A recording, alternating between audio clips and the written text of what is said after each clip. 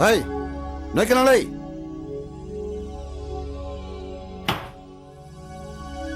Sir, I have to go with you, sir. Hoy nè, sao không nè?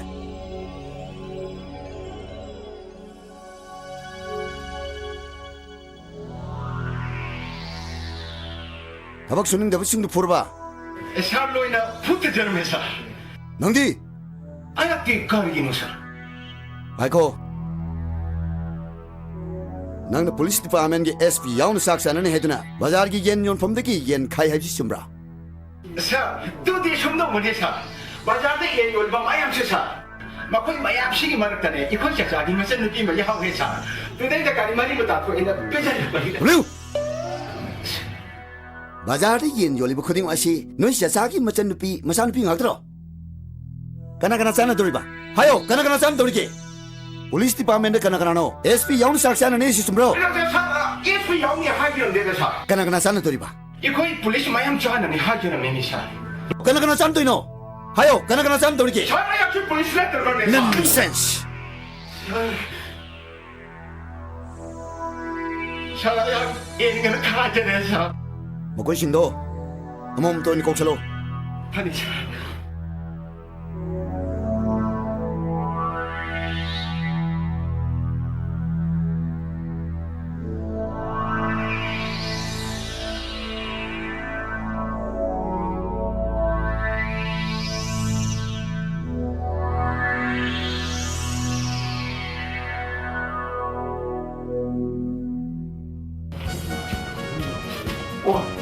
잘, 아니 그 상글 보자. Lao ne sangong ne. 잘, 아니 까. Lao ne sangong ne. 그래도 라오이. 잘, 아이 정정할게. Hoy ne sangong ne. 잘, 아이 영대 정정할게 잘. Sangong. 잘 영대 정정. Ani sangong. 잘 영대 가져오게. Hoy ne sangong ne. 하나. 사. 아이 영대 정정할게. Ala song. Hoy song. 아이고 사회나 비시고. 나기 군우 둘을 봐주세. 사회나 좋아하는 감비 지부. 가동되게 감비를 있노. 나기 올림픽 때 복싱 팀들이 깜짝나 할리 권한이 무시부 좋아하는 그 로비가 들어. 하. 아주 어려가지 올림픽 때 역시 좋아하는 로비 따르게 무시 파비로네. 올림픽까지 두가비로네. 나기 미니 군우 둘을 졌다나 마치베 챔바마 마 사가졌다나 미니 두이자 닥쳤다나 이놈 뭐는 부들을 제리네도 사회나 에이 브루스리 아이와 군우도 듣는데나 거기 무슨 영 밥이 줄거리기로 까리 자는 되게 까리 다음되게 지금 할 얘기 믿을 거리기로 아들 한번 가볼 건 믿을 거리기로 사까지 하게 되게 아 사라고 군우들을 깡고 좋아하는 사람이니까 하지 마시다지 아마 숨마시 하지는 거 영우 타이어 망하다 살 정다라면 군우들은 뭐 팅감대 팅감대 꼭박 꼭든 나빠가 팅대 아니 해줬더나 저 모양이 내기다봐 와자 왜이 학교들이 군우들은 뭐 파락들이 하지만 만들이 파들이야 난 파대 뭐라고 파지 그러니까 자유법 팅대 그것도 내가 나가 팅만이 마시다지 살 타도고요 아이 군우로 양동시 예버리 마음까지 사람들이래 농담가 아니야 아니 아이는 모르죠 그만해 샤르시니 돈이 살 약혼에 할일입세 그놈 돈으로 할일시니 내선 인트리게이션이 많이 야 무슬림이 마고는 말때니 너무 그놈 돈을 받는데 약혼이 보라 파면들이 하는 미리까지 라나르더라 그놈 돈을 받자 타와 야우기를 야 거이고 까리기도 막 차고 그놈 받은 미리로 약혼이 그놈이 모델 타도비우시니 칼라이카 선 타도비우 근데 아이 거이고 라이브 에듀케이션 가면 소사이티 오브 에듀케이션 비즈니스 가면 또 비즈니스기로 제 제물물도 놀아서라 아스트레일리아도 놀아서라 프랑스 놀아서라 너희가 딜링도 놀아서라 했더니 I am ready of come from a canoe fighting this lot energy trying to do it 와 아시 우리 사 바탕 되게 거기 트레디션 가쁘기 kalchar 시 가쁘기 짠나래가 군우 두나가 예 가우나가 뭔가 사나마가 아주 퍼져가 kalchar 시부 사 혼자 오신 더워야 되더라 밥이 불비니 줄거리기로 사 야로 사 군우 다도표 군우 다도 비와이지 잘 와로래 까리기로 사람의 군우 뚫고 아도 간다를 간들이면 까리기로 거이지 군우 뚫어게 이사이수 타리거니 아무데 수났다나 막무 아이기 군우 레스트레는 코보다 다 기대면 꼬이래 아이기 군우 다도 비웠다 아이기 군우 다도 비워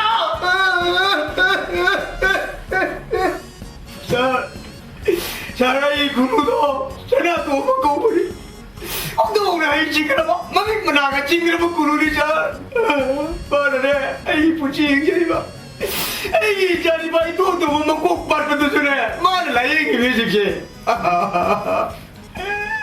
나랑 좀 먹으라 내가 아이고 나도 뭐 아이고 나도 뭐 이래 나도 비워라 엄마가 나도 비워 나도 비워 이거 깜빡이니까 제시 천지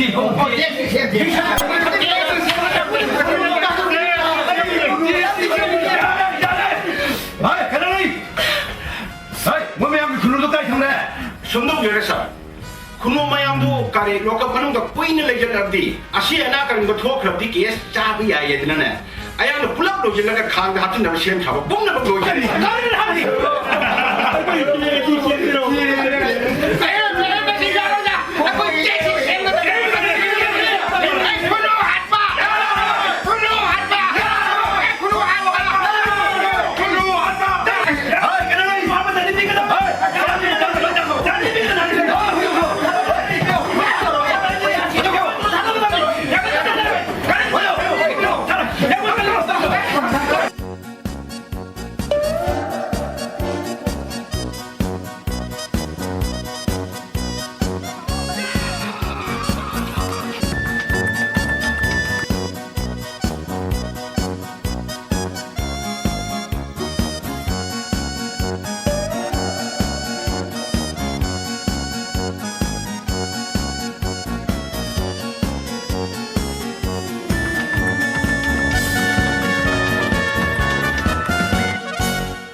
Saya apa yang tercengker banyak tu? Kana? Ini XML ni. Oh, tada. Sangbiro. Hekta, pam sa bayan ko.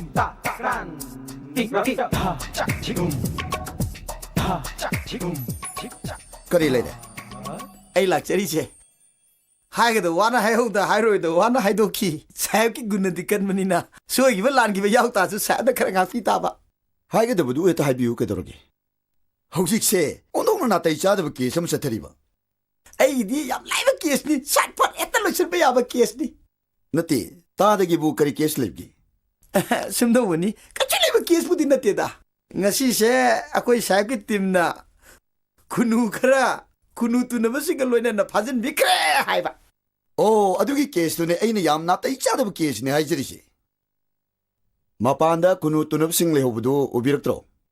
ठीक न चाहिँ आई के द्रै मी गाग्द दिने can करिगिनुने S Koyna case मसा मसुसिदा सुयाम सोप्सन बिरिप्सो.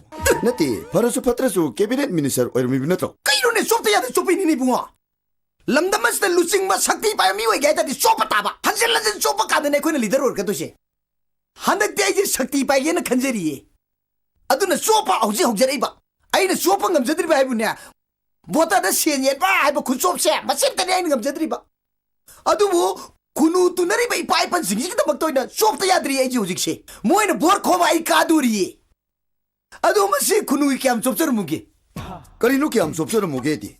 लेदना कुनु की सोकदबा कुनु लोथोपकी सोकदबा amount दो अमाउंट खुसोप तो पाम जबी वानिता याम दि याउदे अकोइ दि काद मिन को या कैसी कत थबजगे करिनु तादन तो विषय. नते तादबु सही याम चलिंग्रो. कुनु तुना बायबसे जो सानबनी. जो हरबु याम योखत पिनिंग बि वार तारिगिसा. No no no no no no अदुबाइ दि हाइबिनु को लेबा वा थोइनि को कुनु तुना बु जोन ने इंटरप्रेट तबि तागदि मदु याते कुनु हाइबसे ए काइंड ऑफ बार उसियक बखलमनेबा तुना बा हाइबदि खनबा fighting means martial art means art and culture की मनुंग दा include तो ने हजरीबा मरमदुना art and culture की पोषक सिंग सिबु जार होइना लब तारग दि लालकनी คุณตูนับแต่ภาษาไทยนะมาดูจวนเนี่ยนะลบดีใหญ่ภาษาจีนเราทั่วกันที่มาจะจวนโอ้ยเด้สิเลยบ้ากี่วันนี่ก็ตัววินุก็อากูจะเช็คกันตาริมินี่ก็ยามเนี่ยสวมงามวิรกันไอ้งวดเด็กเนี่ยไอ้งวดเด็กใครนุปาดเห็นกี่เจ้าบอตร์กุนตรุก only 26 voter only kita ang sawa big family ni sang dini ko mahengi je 야래 따다 양토놈도 제피로 kadung sa 제피로 hengat mai tu bira kanu ko ta kai bira kanu ko si vote ka ngai matam na ngoda sar he ko ba mantri yu ngai matam na koi nei na ba hajing na sa ka je khang da boy ai khang ni soni nei ta kai na cho ai cho loi kunu putri boy cho loi ai di praja ki tabak ta ken ki tabak ta sakhon ma to boy ai thoni thamoi pero to boy ai thoni lora 어이 까나라이 뭐 거기 근우승도 롤피토고 누가 이러자 아니 많이 세 터보이면서 그런 재활이다 사람들 많이 두는데 그래 내디 타저르더라 야래 어도 빠실로 아니 야네르미는 시에 럭신 야래 양토놈도 제피로 누가 이제 그래 몽골을 비우고사 야니 사람도 야니 보싱가 퍼퍼 어둠 방부 비우고 보스 코이를 까르까니 마탕다니 누가 이니 에이 더욱 더 미징 자이 쇼카우카우디 तो आई हो रही तो ये मना में तुमसे palm तार का जो बोर्ड कार का मंत्री वर्ग तुम निशंग बिरो को तो फोदे तो बिरो को लाखों का लाखों का तो लो आई उते योग जरे के आई उते योग रे को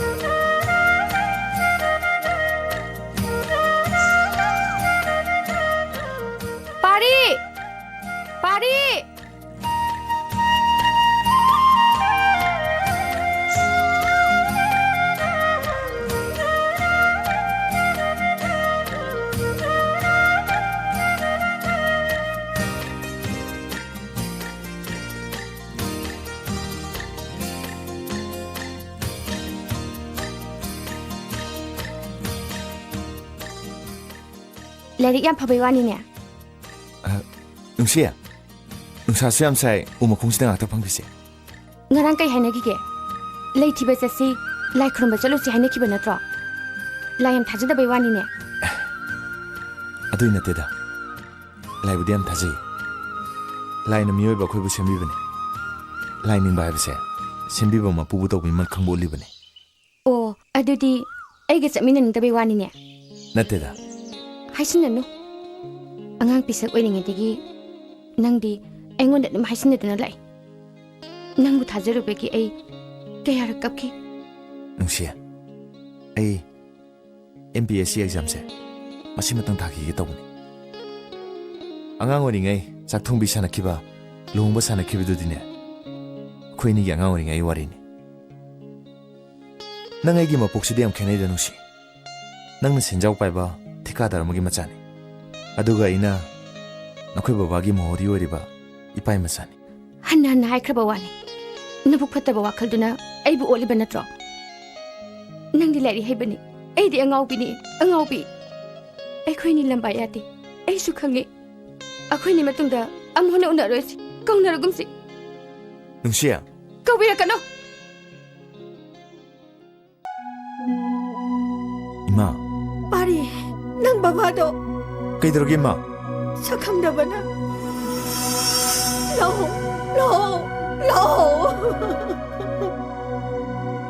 kay to buya ja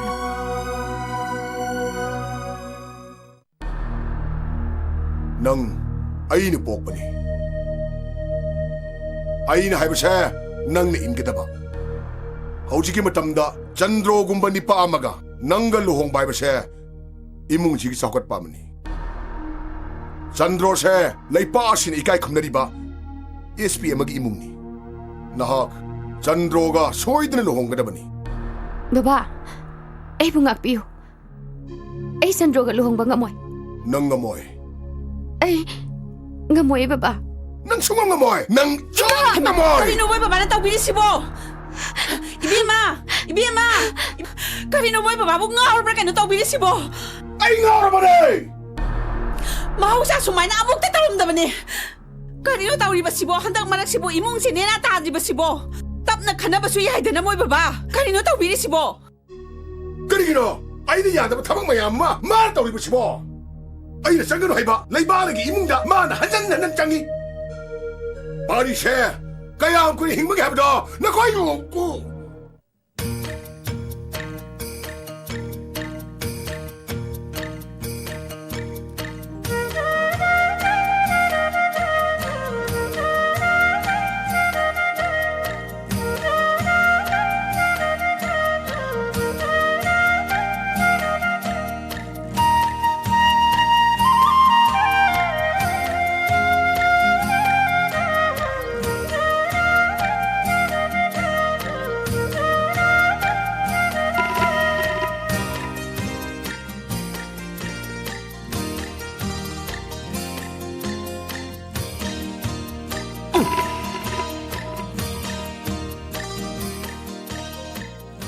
Tombi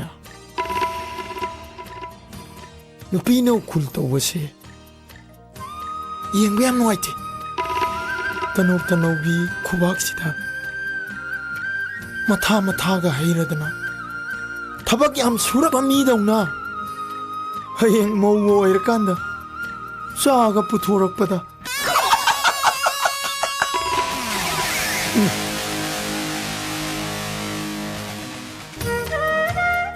nusi ukhul do chandra tawbi ge hariba tombiya tu akoi hero so sida ukhul tawri se lesari ngaida pakhang lagna hogadabani luhong labi amatana mapuroi bada thauda diye oh nangi si mi khangna balayana utpai wani ne utpane aidan lobsu ai aisu thaban chongbam sembasida thamoi sengna mateng pangni akhoi gidi pambom tingbina ba laikre kana nusi yam khangning bro yam uning bro no yam khangning bro ne yam khangning bro ne ni lerem ko ai pura lake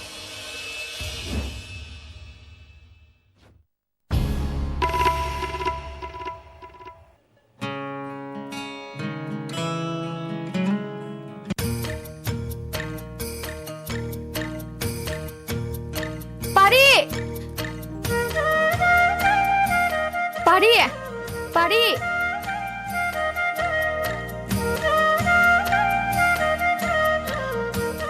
능시야, 그이더래? Nang bu imung da suru suru nai sara lai dibu kari toino. Lai pari oirangani. Noi mungi pochai se kana tana hura loye. 아스, 아코이 말라이 답두다 좀 숨님 상바이 와니 그이노. Yaksang thaban chongde ne na mina da langnai se. Nang bu kan ta ta ba haibini. 따이미. 나사이다 홍 나오이도 일로 있다. 얌티 홍 따그자니. Taraga lampak ta tholok trisna kai da bagi nang na husipa. Mi gidi loina thongna hore. Ai gidi kanam ta thokpi rakte. 아코이 말라가 아이주 톨라게 떨어미니. Yaroi. Noi gi ne pot mang su ai ne loin sing ni. Lao. Lao. 아스, 아이 고미 능시야. Nungsiya. 이말라이. Ine. Kaidawre? Ine. Akhoi thaban chongdoi ba. Oh. 아이디 라이크 팔레이브니 만 까울라이바. Ine. Ai chalage.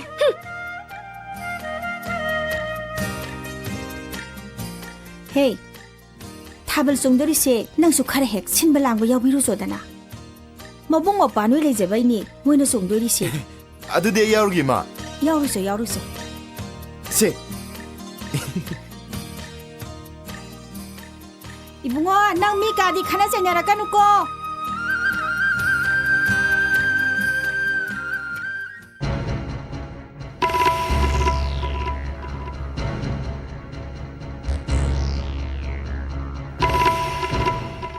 다파리 리네 다파리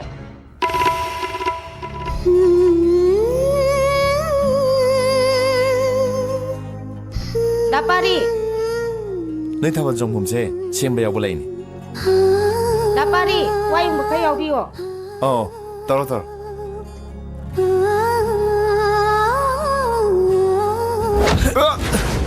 해마 파리 소리 말아 뭐라고 해야 돼 미 우시다바세 야 팠다바네 끊어봐 끊어다 우시들봐 ꯇꯣꯝꯕꯤ ꯉꯁꯤꯁꯤ ꯊꯥꯕꯜ ꯆꯣꯡꯁꯦ ꯍꯥꯏꯕ ꯅꯠꯇ꯭ꯔꯥ ꯊꯥꯕꯜ ꯆꯣꯡꯁꯦ ꯍꯥꯏꯔꯕꯗꯤ ꯖꯒꯥꯁꯦ ꯁꯦꯝ ꯁꯥꯁꯦ ꯊꯥꯕꯜ ꯆꯣꯡꯐꯝꯁꯦ ꯑꯀꯜ ꯑꯊꯧꯁꯤꯡꯒꯤ ꯇꯤꯟꯅꯐꯝ ꯅꯠꯇꯦ ꯆꯟꯗ꯭ꯔꯣ ꯀꯔꯤꯅꯣ ꯅꯪ ꯇꯧꯁꯤꯕꯣ ꯑꯩ ꯅꯨꯡꯁꯤꯒꯤ ꯃꯃꯥꯡꯗ ꯌꯥꯝ ꯏꯀꯥꯏ ꯅꯪꯒꯤ ꯅꯇꯧꯁꯤꯗꯤ ꯅꯨꯡꯁꯤꯅ ꯁꯨꯛꯌꯥ ꯌꯥꯗꯧ ꯃꯥꯟꯗꯦ 야들수 파를 놓니 마이다 못 떠났어 아이는 것이 타번지다 시야는 삼다대이자 막강지 깨기노 ꯃꯗꯨ ꯃꯥꯗꯤ ꯇꯁꯦꯡꯅ ꯈꯪꯗ꯭ꯔꯤꯕꯅꯤ ꯑꯩꯅ ꯍꯥꯏꯗ꯭ꯔꯤꯕꯅꯤ ꯅꯪꯅ ꯍꯥꯏꯕ ꯍꯥꯏꯗꯕ ꯅꯪꯗꯤ ꯑꯩꯅ ꯈꯜꯂꯤꯕꯅꯣ 혹시 ꯈꯪꯕ ꯅꯠꯇ꯭ꯔꯣ ꯑꯁ ꯆꯟꯗ꯭ꯔꯣ ꯅꯨꯄꯤꯁꯤꯡꯅ ꯅꯨꯄꯥ ꯅꯨꯡꯁꯤꯕ ꯍꯥꯏꯕꯁꯦ ꯅꯨꯄꯥꯅ ꯑꯩꯈꯣꯏꯒꯤ ꯅꯑꯣꯡ ꯅꯇꯧꯒꯤ ꯃꯈꯥ ꯌꯥꯝ ꯄꯣꯜꯂꯤ ꯅꯨꯄꯥꯒꯤ ꯑꯔꯪ ꯑꯔꯥꯛꯅ ꯅꯨꯄꯤꯒꯤ ꯊꯃꯣꯏꯕꯨ ꯖꯣꯏ ꯇꯧ ꯉꯝꯗꯕꯅꯦ ꯃꯁꯤ ꯅꯪ ꯈꯪꯉꯣ ꯑꯔꯪ ꯑꯔꯥꯛꯀꯤ ꯃꯄꯨ ꯑꯩꯉꯣꯟꯗ ꯅꯨꯡꯁꯤꯗ꯭ꯔꯗꯤ ꯃꯐꯤ ꯑꯅꯤ ꯁꯨꯅ ꯁꯦꯠꯇꯕ ꯂꯥꯏꯔ ꯆꯨꯗꯅꯕ ꯃꯉꯣꯟꯗ ꯅꯨꯡꯁꯤꯔꯦ ꯁꯤꯅꯤꯅꯦ ꯑꯁ ꯆꯟꯗ꯭ꯔꯣ ꯑꯩꯉꯣꯟꯗ ꯌꯦꯠꯄ ꯑꯣꯏꯔꯕꯗꯤ ꯃꯍꯥꯛ ꯍꯥꯠꯇꯣꯛꯄ ꯇꯥꯔꯦ ꯃꯥ ꯆꯟꯗ꯭ꯔꯣ ꯑꯝꯇ ꯉꯥꯏꯈꯣ ꯃꯤ ꯅꯪ ꯆꯠꯊꯣ ꯑꯩ ꯄꯥꯔꯤ ꯋꯥ ꯉꯥꯡꯅ ꯄꯥꯝꯃꯤ ꯀꯔꯝꯕ ꯋꯥ ꯅꯪꯅ ꯑꯗꯨ ꯍꯪꯕꯒꯤ ꯃꯊꯧ ꯇꯥꯗꯦ ꯆꯟꯗ꯭ꯔꯣ ꯃꯔꯝꯗꯣ ꯑꯩ ꯈꯪꯕ ꯄꯥꯝꯃꯤ ꯃꯍꯥꯛꯁꯦ ꯑꯩꯅ ꯀꯧꯊꯣꯛꯎꯕꯅꯤ ꯆꯠꯊꯣꯛꯑꯗꯤ ꯆꯠꯊꯣ 파리 눅시 속브라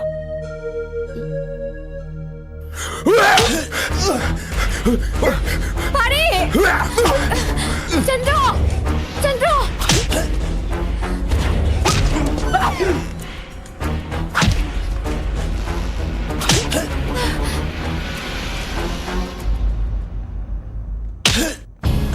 파리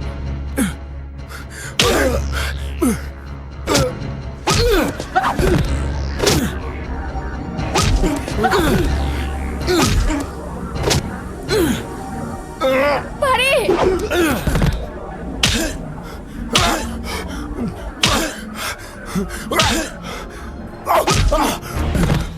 ꯆꯟꯗ꯭ꯔꯣ ꯀꯩꯅꯣ ꯃꯥꯅ ꯇꯧꯏꯁꯤꯕꯣ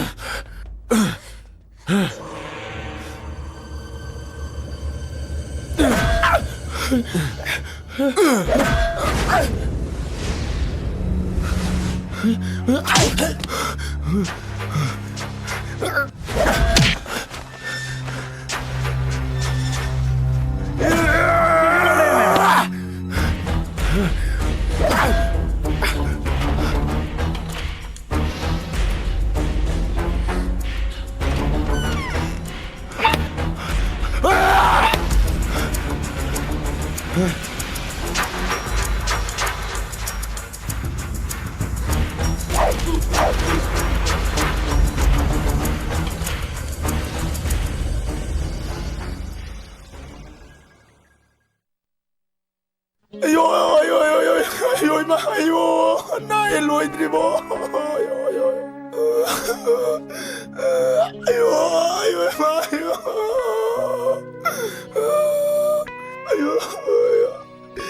에이 너희 쳤드리바 파리 다 독드리바 ꯈꯨꯟꯒꯤ ꯃꯤꯇꯤꯡ ꯇꯧꯅꯕ ꯀꯟꯅ ꯊꯧꯔꯥꯡ ꯇꯧꯍꯧꯔꯤ 너희 정쇼 파리 다 놓고 아유 너희 미팅 영수처럼 아이고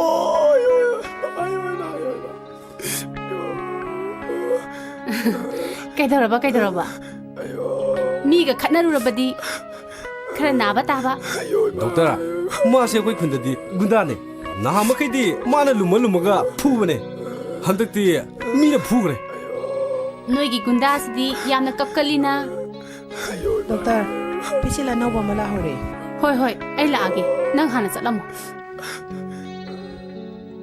ꯃꯊꯪ ꯂꯥꯛꯄꯗꯗꯤ ꯀꯞꯄꯝꯃꯅꯨꯀꯣ ꯐꯔꯅꯤꯗ 빠르까누네.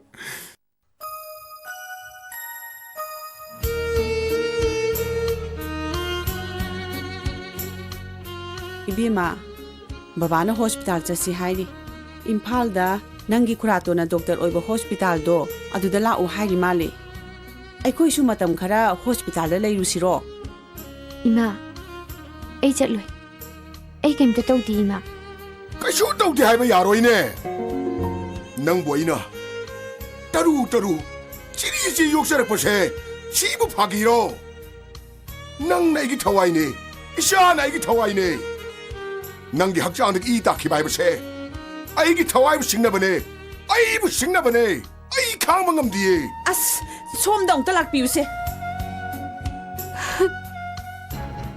ꯐꯨꯔꯤꯠꯁꯦ ꯑꯃꯨꯛꯇ ꯂꯧꯊꯣꯛꯈꯤꯁꯤꯁꯦ ꯄꯉꯥꯡꯁꯨ ꯉꯥꯡꯕꯤꯅꯨꯗ ꯑꯉꯥꯡꯁꯦ ꯃꯊ꯭ꯋꯥꯏ ꯌꯥꯝ ꯅꯨꯡꯉꯥꯏꯇ꯭ꯔꯕꯅꯤ ꯃꯁꯤ ꯄꯨꯝꯅꯃꯛꯁꯦ ꯃꯥꯒꯤ ꯄꯥꯔꯤꯕ ꯃꯄꯥ ꯂꯝꯁꯤꯁꯤꯕꯩ ꯃꯆꯥꯗꯣ ꯃꯥꯅ ꯊꯣꯟꯕꯅꯦ ꯔꯥꯕꯩꯒꯤ ꯃꯆꯥ ꯆꯟꯗ꯭ꯔꯣꯗꯣ ꯌꯥꯝꯅ ꯁꯥꯊꯤꯅ ꯁꯣꯏꯅꯦ ꯃꯍꯥꯛ ꯊꯛꯇꯅꯦ ꯂꯩꯀꯥꯏꯁꯦ ꯋꯥꯊꯣꯛ ꯑꯣꯏꯗꯣꯔꯤꯕꯅꯦ 마부 마카이 파가 랑나르부터 보내먹세 파도리비니 에이 나사 마반 통으로 나사 세노 아이리까이 고무기게 미팅 떨어가네 마마암 자세 레까이 따토록 하는 게 강근이드나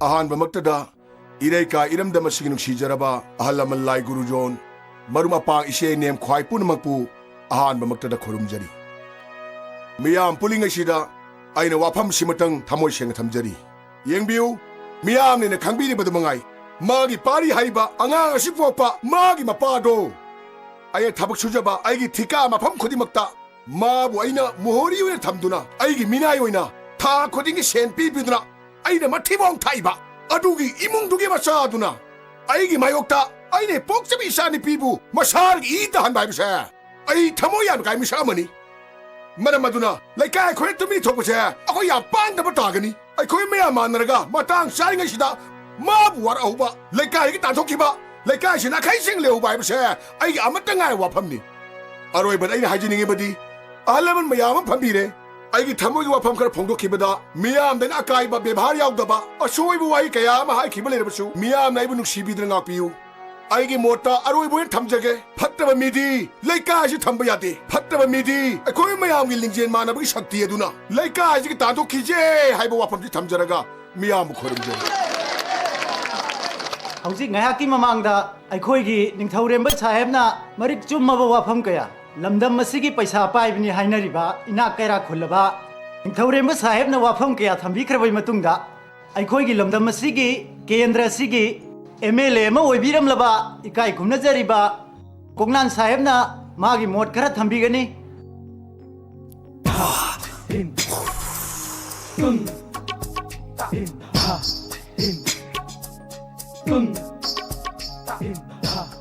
ꯃꯌꯥꯝ ꯄꯨꯝꯅꯃꯛ ꯈꯨꯜ ꯑꯁꯤꯒꯤ ꯏꯆꯦ ꯏꯆꯜ ꯑꯍꯜ ꯂꯃꯟ ꯂꯥꯏ ꯒꯨꯔꯨꯁꯤꯡ ꯂꯝꯗꯝ ꯑꯁꯤꯒꯤ ꯄꯥꯈꯣꯜꯂꯣꯏ ꯑꯃ ꯑꯣꯏꯅ ꯑꯩꯕꯨ ꯑꯦꯛꯁ MLA ꯑꯃ ꯑꯣꯏꯅ ꯈꯟꯕꯗꯣ ꯈꯟꯕꯤꯔꯅꯨ ꯑꯦꯛꯁ MLA ꯅꯦ ꯂꯧꯗꯦ ꯑꯩ ꯁꯦꯀꯦꯟ MLA ꯅꯦ ꯂꯧꯏ ꯃꯔꯝꯗꯤ ꯄꯥꯁ ꯇꯥꯈꯤꯕ ꯑꯩꯉꯣꯟꯗꯒꯤ ꯀꯥꯈꯤꯕ ꯅꯨꯄꯥꯗꯣ ꯃꯥꯅ ꯑꯩꯉꯣꯟꯗꯒꯤ ꯍꯦꯜꯂꯤꯁꯦ ꯁꯣꯝꯗꯒꯤ ꯚꯣꯇꯔ 23 only 26 ꯚꯣꯇꯔ ꯏꯃꯨꯡ ꯑꯃꯈꯛꯀꯤ ꯋꯥꯅꯤ ꯈꯔ ꯆꯥꯎꯕ ꯑꯗꯨꯅ ꯑꯩꯍꯥꯛ ꯍꯧꯖꯤꯛꯁꯦ ꯁꯦꯀꯦꯟ MLA ꯅꯦ ꯂꯧꯕꯤꯌꯨ ꯑꯩꯅ ꯉꯥꯡꯕꯁꯦ ꯃꯌꯥꯝ ꯑꯃꯨꯛꯇ ꯇꯥꯕꯤꯌꯨ ꯃꯔꯝꯗꯤ ꯑꯩꯁꯨ ꯃꯇꯝ ꯁꯥꯡꯅ ꯃꯌꯥꯝꯒꯤ ꯁꯦꯕꯥ ꯇꯧꯗꯨꯅ ꯃꯟꯇ꯭ꯔꯤ ꯑꯣꯏꯗꯨꯅ MLA ꯑꯣꯏꯗꯨꯅ ꯂꯩꯖꯔꯝꯃꯕꯅꯤ ꯑꯗꯨꯅ ꯍꯧꯖꯤꯛꯁꯦ ꯃꯤꯑꯣꯏꯕꯒꯤ ꯃꯤꯅꯨꯡꯁꯤ ꯍꯥꯏꯕꯗꯨ ꯌꯦꯡꯅꯔꯒ ꯍꯟꯗꯛꯀꯤ ꯊꯥꯕꯜ ꯆꯣꯡꯕꯝꯗ ꯊꯣꯛꯈꯤꯕ ꯗꯣꯁꯥꯁꯦ ꯑꯩꯈꯣꯏ ꯗꯣꯁꯥꯅꯦꯅ ꯂꯧꯔꯒ ꯃꯩꯆꯦꯟꯅꯔꯤꯕ ꯏꯕꯨꯡꯉꯣ ꯆꯟꯗ꯭ꯔꯣ ꯑꯃꯗꯤ ibugo pari akoi ibema leibak legi isa nupa ma se mayam na khunji de ki tantho si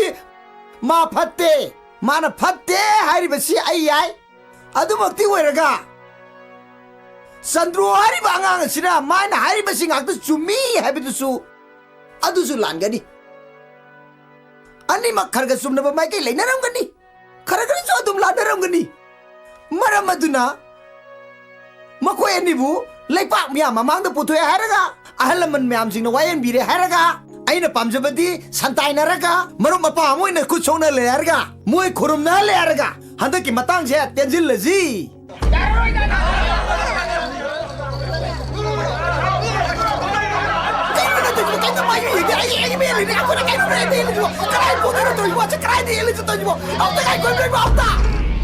Ay, sini tu je bukan ada soto je kata kau ada kudu nak tahu je aibo, aibo ay. Ini aku tu, kau tu cinta orang tengah aku, kau tu, lagi aku tu. Apa tu?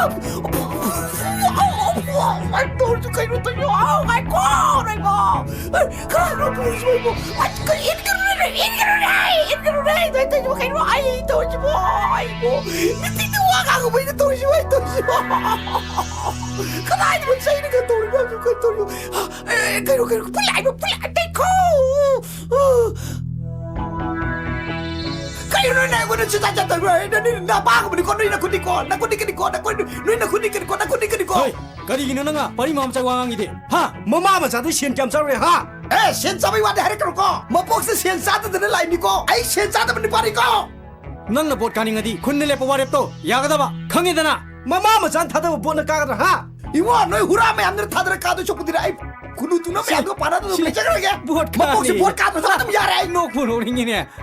Pasi han jang mana yang kau se. Ai ji bot ka re khana no koi no pari ma bam sa kan mai wa kan dai han ke to na trao noi ai gi rai bel ge khunek na trao halu ya adu ai sigar matun de dia ba isa no pa ne le pasukan ni no pi le pasukan ni isa ai sudi la do kar de na ai hui poke dok to adu le pasukan ni ai halo ai hato ai ne ai chipeti bota se kiti dra kage ai halo kage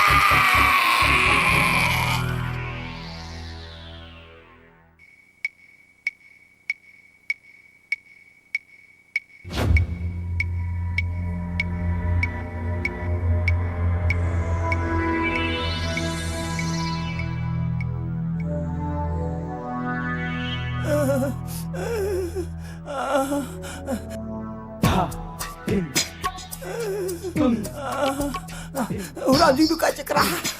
Urang tu kaca kerah.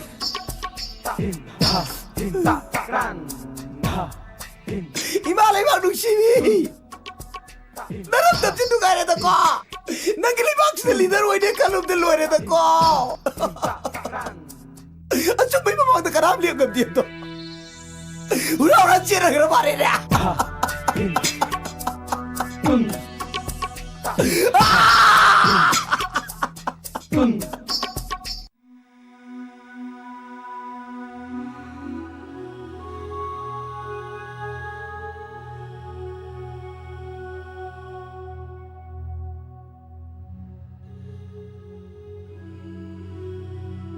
Ungmana kanaro.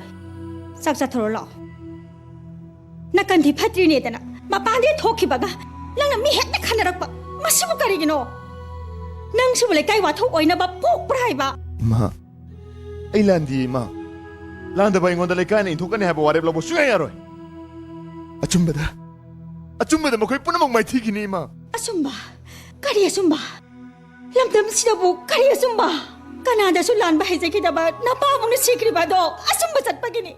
Sakang da ba kau ba laya mana. Asumba bo hengtat khatli. Ngasidi nang busu sakang da ba kau ba laya mana ko sen sen do lady bani. Ma. Pari. Imana ngasi wari base. Nang khagtagini. Mawong maril laitra ba lamdam sida. Isagi tongi punsi kita mag. Ima hay pamgang na naway. Lekay miya mamangda. Chandrogi mapamda. Nang nalale hay halaga walo sila si hay na warip na krini ibungo. Ay hayro ima. ꯑꯩ ꯂꯥꯟꯗꯦ ꯏꯃꯥ ꯑꯩ ꯂꯥꯟꯗꯕꯅꯤ ꯏꯃꯥ ꯂꯩꯀꯥꯏꯅ ꯑꯩꯉꯣꯟꯗ ꯄꯤꯅꯤꯡꯕꯗ ꯅꯤꯕꯤꯁꯅꯨ ꯑꯩ ꯂꯥꯟꯗꯦ ꯑꯩ ꯁꯨꯡꯂꯥꯟ ꯂꯥꯟꯗꯦ ꯏꯃꯥ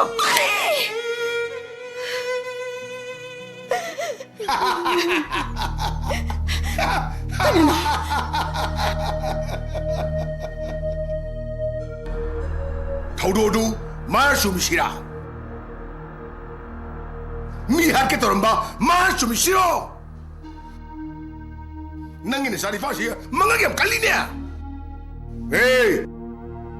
ꯅꯪꯒꯤ ꯅꯤꯄꯥꯗꯨꯁꯨ ꯅꯆꯥꯅꯤꯄꯥꯁꯤꯒꯤ ꯂꯤꯆꯠ ꯃꯥꯟꯅꯕ ꯑꯃ ꯆꯠꯂꯤꯅꯦ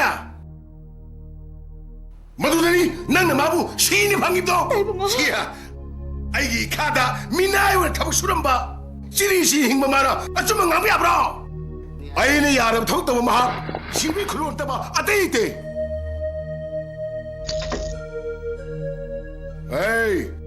ꯑꯗꯨꯒꯅꯦ ꯁꯤꯃꯗꯤ ꯈꯪꯖꯜꯂꯨ ꯑꯉꯥꯡ ꯑꯣꯏꯔꯤꯉꯩꯒꯤ ꯆꯥꯛꯊꯣꯡꯕꯤ ꯊꯤꯀꯥꯕꯤ ꯁꯥꯟꯅꯔꯤꯉꯩ ꯅꯆꯥꯅꯤꯄꯥꯁꯤꯒ ꯏꯆꯥꯅꯨꯄꯤꯒ ꯂꯣꯏꯅꯕꯗꯣ ꯃꯗꯨ ꯌꯥꯔꯔꯣꯏ ꯏꯆꯥꯅꯨꯄꯤꯒꯤ ꯃꯁꯥꯗ ꯏ ꯇꯥꯈꯤꯕ ꯍꯥꯏꯕꯁꯤ ꯃꯗꯨꯒꯤ ꯃꯍꯩ ꯅꯃꯥ ꯆꯥꯅ ꯐꯪꯒꯗꯕꯅꯤ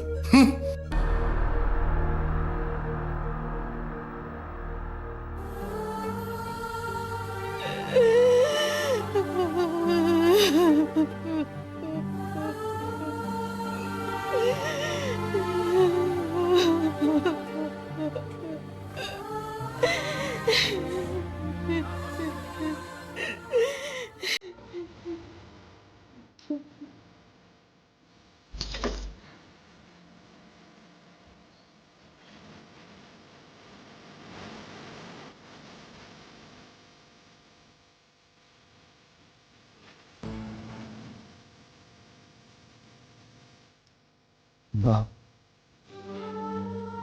Pari. 마. ꯑꯩꯒ ꯃꯣꯏꯅ ꯈꯠꯅꯔꯔꯣꯏ ꯏꯃꯥ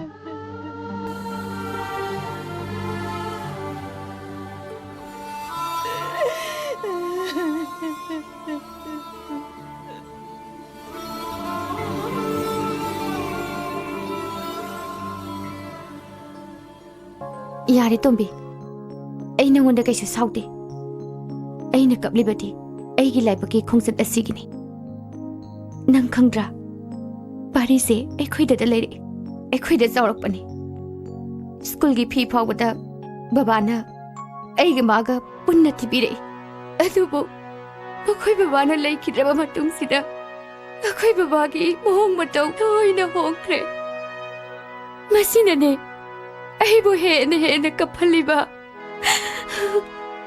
ꯅꯪꯒꯤ ꯐꯤꯔꯦ ꯑꯩ ꯆꯞ ꯆꯥꯅ ꯈꯪꯉꯦ ꯅꯨꯡꯁꯤ ꯉꯁꯤꯗꯒꯤ ꯑꯩ ꯅꯪꯒꯤ ꯃꯇꯦꯡ ꯄꯥꯡꯂꯒꯦ ꯇꯣꯝꯕꯤ ꯃꯥꯒꯤ ꯄꯥꯎ ꯀꯩꯝꯇ ꯇꯥꯗ꯭ꯔꯥ ꯅꯪ ꯄꯥꯔꯤꯒꯤ ꯄꯥꯎ ꯑꯃꯇ ꯇꯝꯃꯣ ꯑꯩ ꯃꯥꯒꯤ ꯄꯥꯎ ꯌꯥꯝꯅ ꯇꯥꯅꯤꯡꯉꯦ ꯄꯥꯔꯤꯗꯣ ꯃꯄꯥꯒ ꯇꯤꯟꯅꯔꯝꯕ ꯏꯝꯐꯥꯜꯗ ꯃꯣꯏ ꯏꯅꯦꯅ ꯃꯥꯕꯨ ꯏꯝꯐꯥꯜꯗ ꯊꯤꯟꯕꯤꯈ꯭ꯔꯦ ꯏꯝꯐꯥꯜꯗ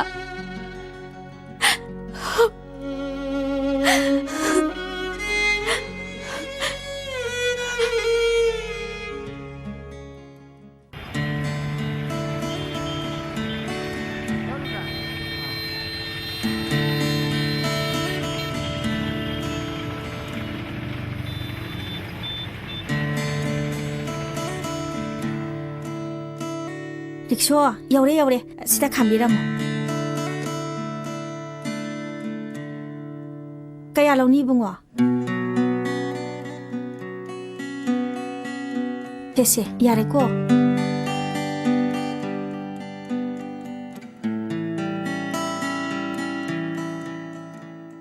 ꯅꯪ ꯈꯥꯇꯨꯝꯒꯤꯁꯤꯗꯤ ꯊꯣꯡꯒꯥꯁꯦ ꯌꯣꯠꯅ ꯆꯥꯎꯅ ꯄꯥꯜꯂꯗꯅ ꯁꯦꯛꯐꯅ ꯏꯀꯣꯏ ꯀꯣꯏꯁꯤꯜꯂꯝꯃꯦ ꯃꯥ ꯈꯥꯇꯣꯟꯕꯨ ꯂꯩꯔꯝꯒꯗ꯭ꯔꯅꯦ ꯂꯩꯔꯝꯒꯅꯤꯗ ꯒꯦꯠꯁꯨ ꯂꯣꯜꯂꯤ ꯑꯩꯅ ꯅꯍꯥꯟ ꯄꯥꯎ ꯆꯦꯟꯈ꯭ꯔꯕꯅꯤ ꯑꯗꯨꯗꯤ ꯃꯥꯏ ꯀꯧꯒꯦ ꯀꯧ ꯑꯝꯇ ꯀꯧ ꯈꯥꯇꯣꯟ ꯈꯥꯇꯣꯟ ꯑꯝꯇ ꯊꯤꯜꯂꯣ ꯑꯣ ꯈꯥꯇꯣꯟ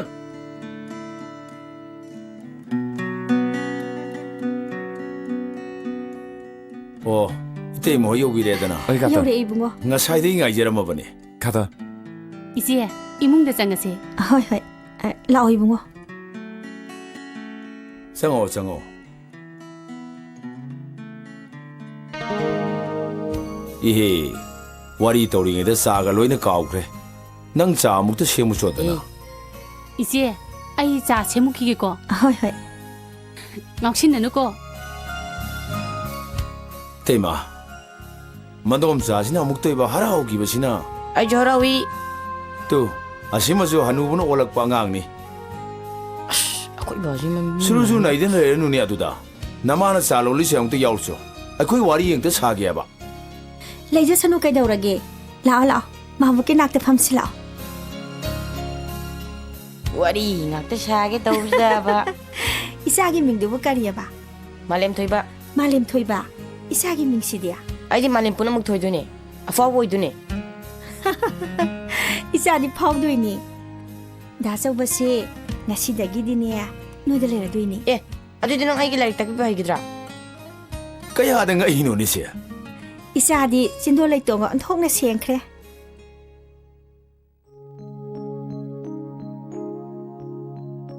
ꯈꯪꯗ꯭ꯔꯦꯗ ꯏꯕꯨꯡꯉꯣ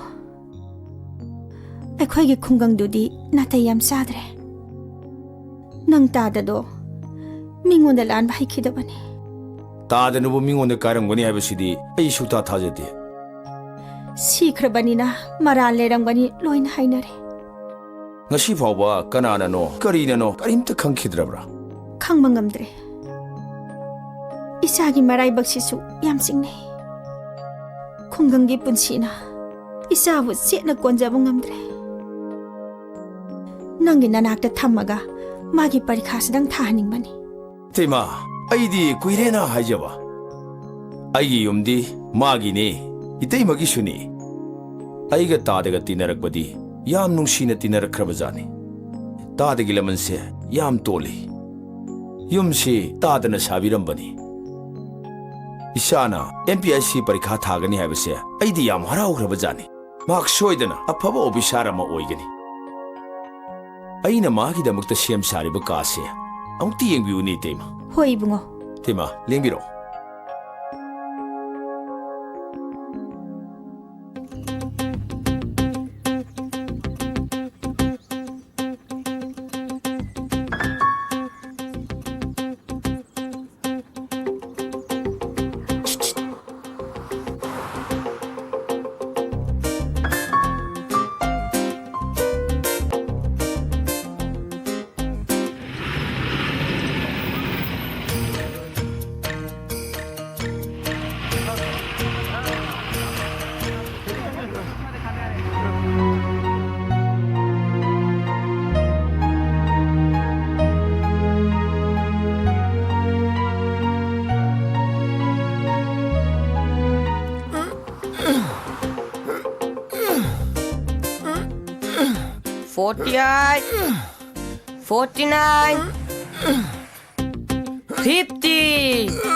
야래 나사야 보라니 very good 나쪽세 라포 자셀로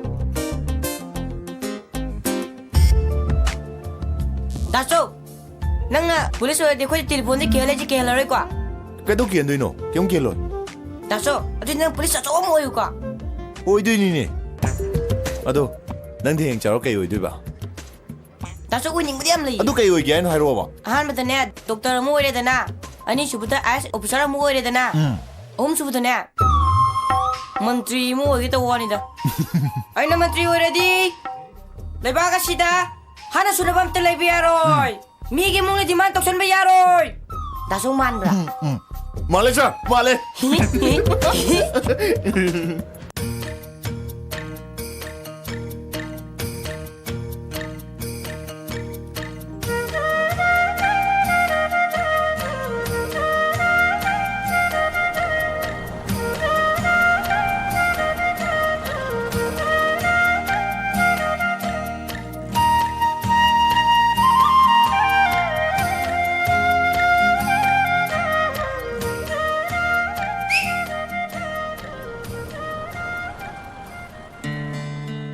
ꯅꯨꯡꯁꯤꯌꯦ ꯏꯅꯦ ꯑꯩ ꯏꯝꯐꯥꯜ ꯆꯠꯂꯨꯕꯅꯦ ꯁꯦ ꯑꯆꯥꯄꯣꯠ ꯆꯥꯍꯧꯁꯦ ꯄꯥꯔꯤꯗꯣ ꯏꯝꯐꯥꯜꯗ ꯃꯇꯝ ꯈꯔ ꯂꯩꯔꯅꯤ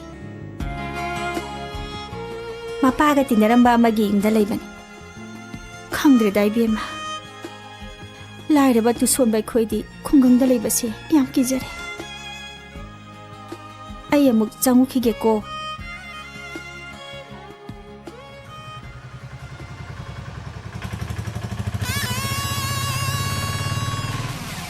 뭉치 그리기노 낭나 아이 우라가 퍼럽퍼럽 살리디 लेकाइसी आई किनबदी याम लेर माले इम्फान लगा लंचिनबे याव माले चुमरा चुम्बी चुम्बी मागुमना चंद्र बाबू की मांगदा खांग ले ngam ꯑꯩꯒꯤ ꯊꯤꯒꯨꯟ ꯈꯪꯕꯁꯤꯡꯅ ꯑꯩꯕꯨ ꯀꯤꯕ ꯆꯨꯝꯃꯤ ꯅꯪ ꯑꯩꯅ ꯍꯥꯏꯕ ꯌꯥꯒꯗꯧꯅꯤ ꯅꯨꯡꯁꯤ ꯑꯥꯏ ꯇꯥꯗꯦꯅꯦ ꯈꯨꯝꯗꯔꯦꯁꯦ ꯃꯁꯤꯁꯨ ꯍꯥꯏꯐꯦꯠ ꯈꯨꯝꯗꯦ ꯍꯦ ꯑꯩꯕꯨ ꯆꯥꯟꯅꯅ ꯁꯥꯎꯍꯜꯂꯦ ꯅꯪ ꯃꯥꯏꯁꯤ ꯁꯤꯡꯉꯦ ꯂꯧꯗꯦ ꯑꯩ ꯁꯥꯎꯒꯦ ꯇꯧꯏ ꯑꯩ ꯅꯨꯡꯁꯤ ꯑꯩ ꯁꯥꯎꯒꯦ ꯇꯧꯏ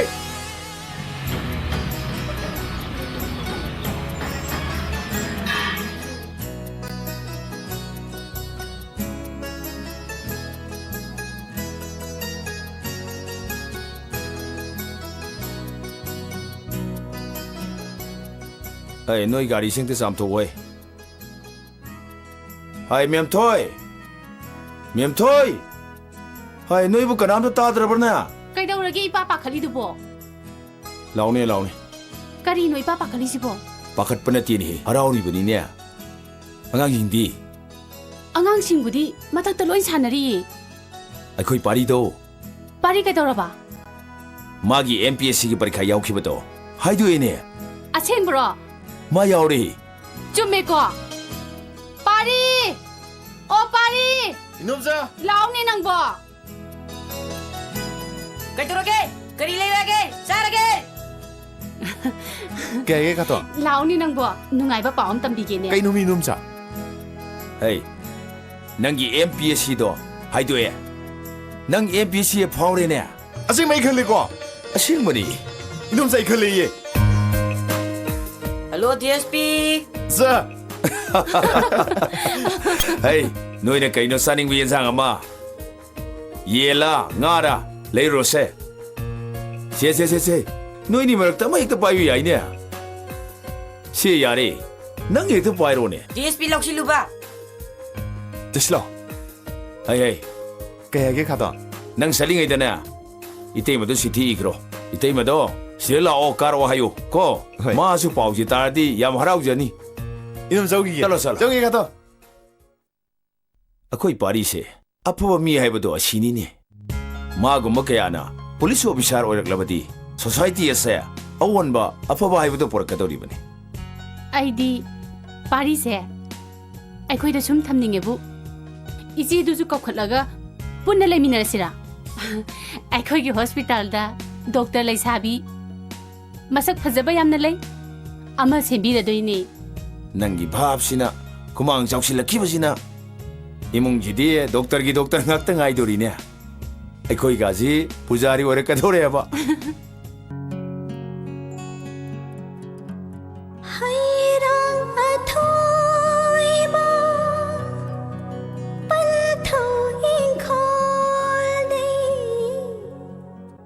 ꯍꯩꯃꯥ ꯅꯨꯡꯁꯤꯌꯥ ꯀꯩꯗꯧꯔꯦ ꯅꯪꯅ ꯑꯗ ꯂꯦꯞ ꯂꯩꯔꯗꯤ ꯅꯪ ꯉꯔꯥꯡꯁꯨ ꯂꯥꯛꯑꯝꯃꯦꯌꯦ ꯑꯉꯥꯡꯁꯤꯅ ꯑꯩꯉꯣꯟꯗ ꯇꯝꯃꯤ ꯅꯪꯕꯨ ꯀꯔꯤ ꯍꯥꯏꯅꯤꯡꯒꯦ ꯂꯥꯛꯑꯣ ꯆꯪꯉꯛꯑꯣ ꯐꯝꯃꯨꯁꯤ ꯂꯥꯛꯑꯣ ꯑꯩ ꯆꯠꯂꯒꯦ ꯏꯅꯦ ꯍꯥꯏ ꯉꯥꯏꯈꯣꯅꯦ ꯀꯔꯤꯒꯤꯅꯣ ꯅꯪꯕꯨ ꯀꯔꯤ ꯍꯥꯏꯅꯤꯡꯒꯦ ꯍꯥꯏꯌꯣꯕ ꯏꯅꯦꯗ ꯏꯅꯦ ꯑꯩꯈꯣꯏꯗ ꯄꯥꯟꯕ ꯍꯩꯔꯥꯁꯤꯡꯅꯤ ꯑꯩꯅ ꯏꯅꯦꯅ ꯆꯥꯅꯕꯅ ꯄꯣꯔꯛꯄ ꯍꯩꯗꯨꯕꯨꯗꯤ ꯑꯩꯈꯣꯏꯗꯁꯨ ꯌꯥꯝ ꯄꯥꯜꯂꯤꯗ ꯏꯅꯦ ꯑꯩꯅ ꯄꯣꯔꯛꯄꯁꯤ ꯆꯥꯅꯤꯡꯗ꯭ꯔꯕꯣ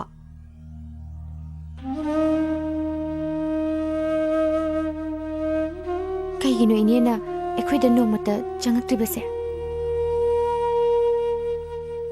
ꯅꯨꯡꯁꯤ ꯏꯁꯥ ꯐꯠꯇꯕ ꯄꯣꯛꯄꯤ ꯑꯩꯕꯨ ꯐꯨꯜꯁꯤꯅ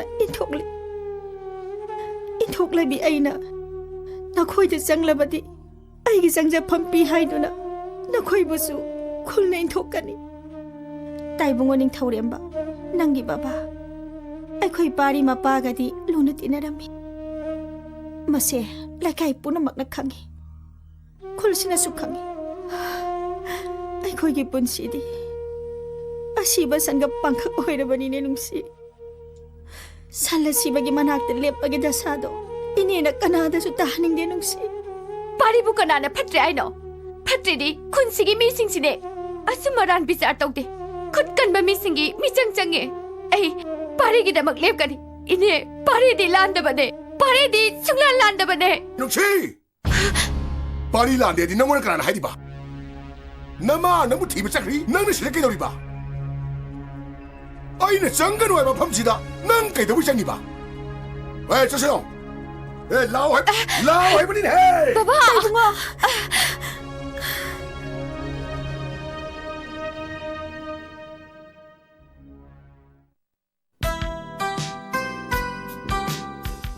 밀레브로 염주부 밀레브로마 까나노 이붕어 시부 빠르기 염로 마니 이붕어 부 까나노 ꯈꯨꯟꯁꯤꯒꯤ ꯕꯁ ꯑꯅꯧꯕ ꯑꯃ ꯁꯦꯝꯕꯗꯣ ꯑꯗꯨꯒꯤ ꯍꯦꯟꯗꯃꯦꯟꯅꯦ ꯑꯩ ꯄꯥꯔꯤꯅ ꯆꯤꯊꯤ ꯑꯃ ꯄꯤꯔꯛꯄ ꯁꯤ ꯑꯃꯨꯛꯇ ꯂꯧꯁꯟꯕꯤꯌꯨ ꯑꯣ ꯑꯗꯨꯗꯤ ꯑꯩ ꯑꯃꯨꯛ ꯌꯧꯖꯈ꯭ꯔꯒꯦ 야래 이붕어 시디 까나다 빠한가니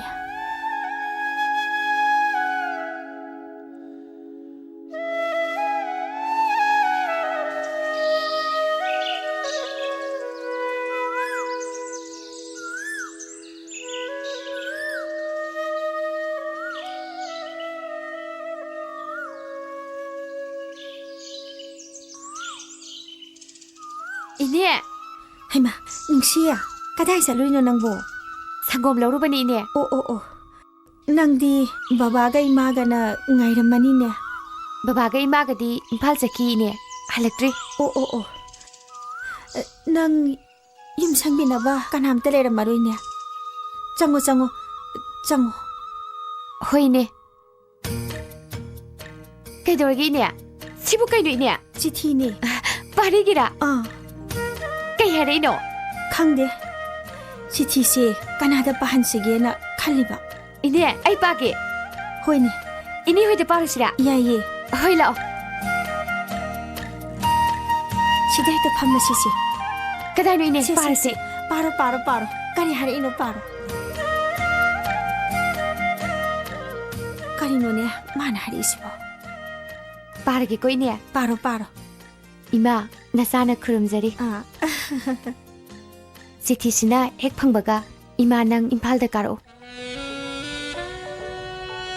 바로 우이베마 마카 바로 이마 아이 MPSC기 셀렉션 exam도 파스 तौरे 카리노네 이베마 파스 왜 부카리노 이마나 밤저 폴리스도 스웨덴에 오이더니 하 카리 하다 카리노네 한시부 이네 나사나 파도 폴리스 오피서 아쪽바 뭐 오이더래 이마도 통이 와이자레다 이마 마카 바로 이베마 ꯑꯗꯨꯒ ꯏꯃꯥ ꯅꯨꯡꯁꯤꯗꯣ ꯑꯩꯈꯣꯏꯗꯒꯗꯤ ꯂꯥꯛꯇ꯭ꯔꯣ ꯀꯩꯗꯧꯔꯒꯦ ꯃꯈꯥꯗꯣ ꯄꯥꯔꯛꯑꯣ ꯑꯩ ꯂꯩꯇ꯭ꯔꯦ ꯀꯥꯏꯅ ꯑꯩꯈꯣꯏꯗꯒꯗꯤ ꯂꯥꯛꯇꯕ ꯇꯧꯗꯦꯀꯣ ꯀꯩꯗꯧꯔꯒꯦ ꯅꯨꯡꯁꯤꯌꯥ ꯄꯥꯔꯛꯑꯣ ꯍꯥꯏꯕꯅꯦ ꯑꯩꯒꯤ ꯅꯨꯡꯉꯥꯏꯕ ꯄꯥꯎꯁꯦ ꯃꯉꯣꯟꯗꯁꯨ ꯈꯔ ꯇꯝꯕꯤꯈꯣ ꯏꯃꯥ ꯅꯨꯡꯁꯤꯗꯣ ꯑꯩꯈꯣꯏꯗ ꯂꯥꯛꯇ꯭ꯔꯕ꯭ꯔꯥ ꯏꯃꯥ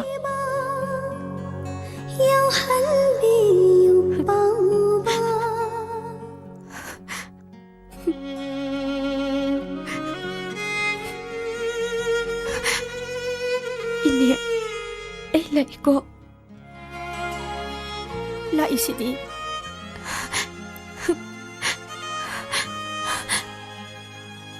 망원다수 애기 벅세 강한 비요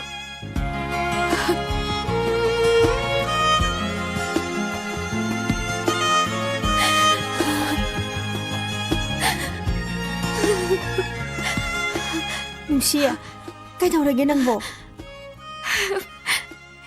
이네 아이 잘라게 이네 아이 잘래 뭉시야 뭉시 톰비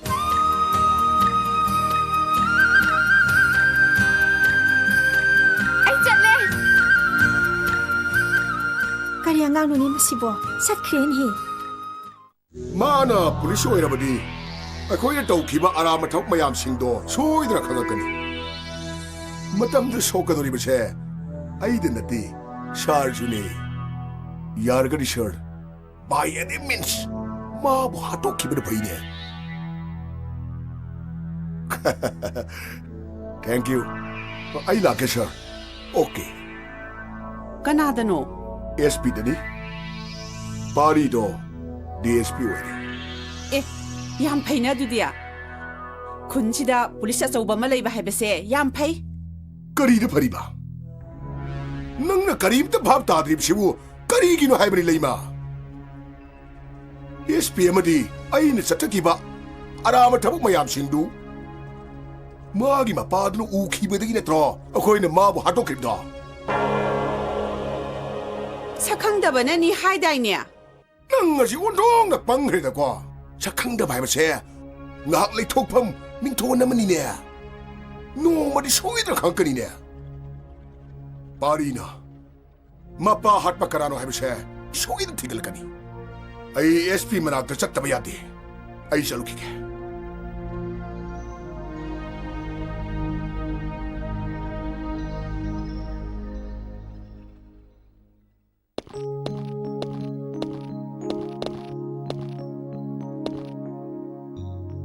Nang pari. Yes, sir. DSP pari. Yes, sir.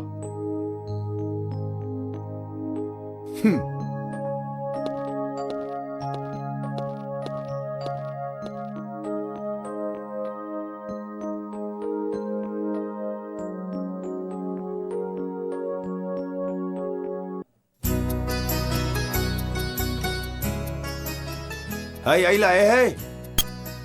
Tari bo. Oh, tare, tare. Hay ma. Sagum omto siya mo. Hoy, hoy, semjera agi.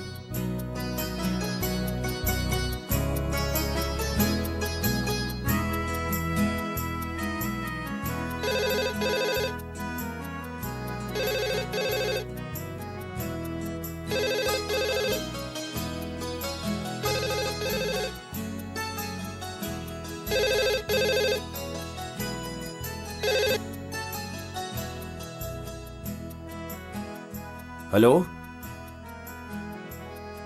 Hey, pari ya? Oh. Hoy, hoy. Ado na nga si halakata mo na tro. Yari. Ado nang yamsik sa luko. Okay. Pari ki polo. Mani ne. Magi duty sat pa ni. Yum da changa kiye. Itay mabuo na ning mani. As. Moy akong gangda. Ay di yan napakalida. Miyam toy. Ako'y pari siya. Yam pa nangang na rin eh. Office ta kabar ki pauda. Magi tabang aktangang na rin. Oh, noy office ki ne. Kumu thok labi. Mai de lay sing labi sing duty ne. Lakna ba yawi no hayu ko. Pari di yam na angang oiri. Ihe. Nangi mapata laikat pa si mati. Tok tri ne ha. Hai jo hai ni miyam toy.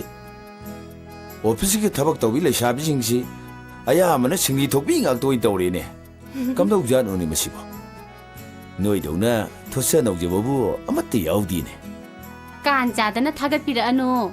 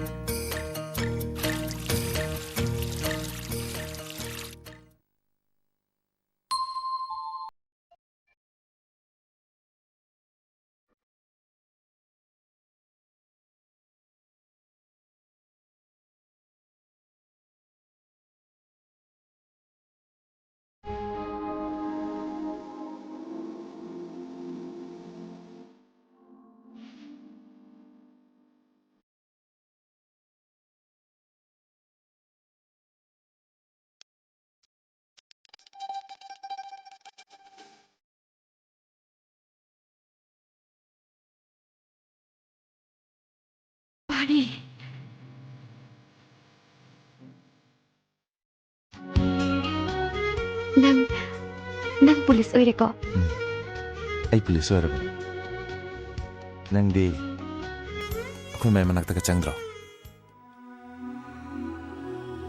이마도 임파다 라고 합시야 돼. 바바나 탐비란 바용 아코이네 저렇게 공응지 타도해 하이. ꯅꯪ ꯏꯝꯐꯥꯜꯗ ꯑꯗꯨꯝ ꯂꯩꯈ꯭ꯔꯗ꯭ꯔꯥ ꯂꯩꯔꯣꯏꯗ 이마ꯅ 야디. 아도 아코이 마부 레이키브라. 이네ꯕꯣ ꯂꯩꯔꯝꯒꯅꯤꯌꯦ 아코이 장우시드나. ꯆꯪꯉꯨꯁꯤ ꯑꯗꯣ ꯅꯪ ꯄ꯭ꯔꯞ ꯆꯪꯉꯛꯀꯅꯨꯀꯣ ꯏꯅꯦ ꯀꯧꯊꯣꯛꯑꯒ ꯃꯩꯒ ꯑꯣꯛꯈꯤꯗꯣꯏꯅꯤ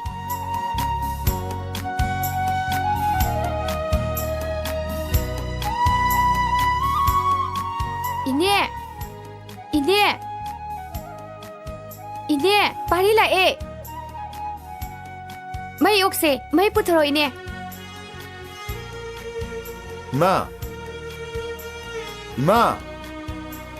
일라에 이네 파리 라에 ꯃꯩ ꯑꯣꯛꯁꯦ ꯃꯩ ꯄꯨꯊꯣꯔꯛꯑꯣ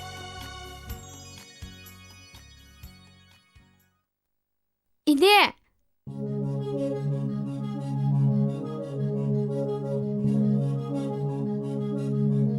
이마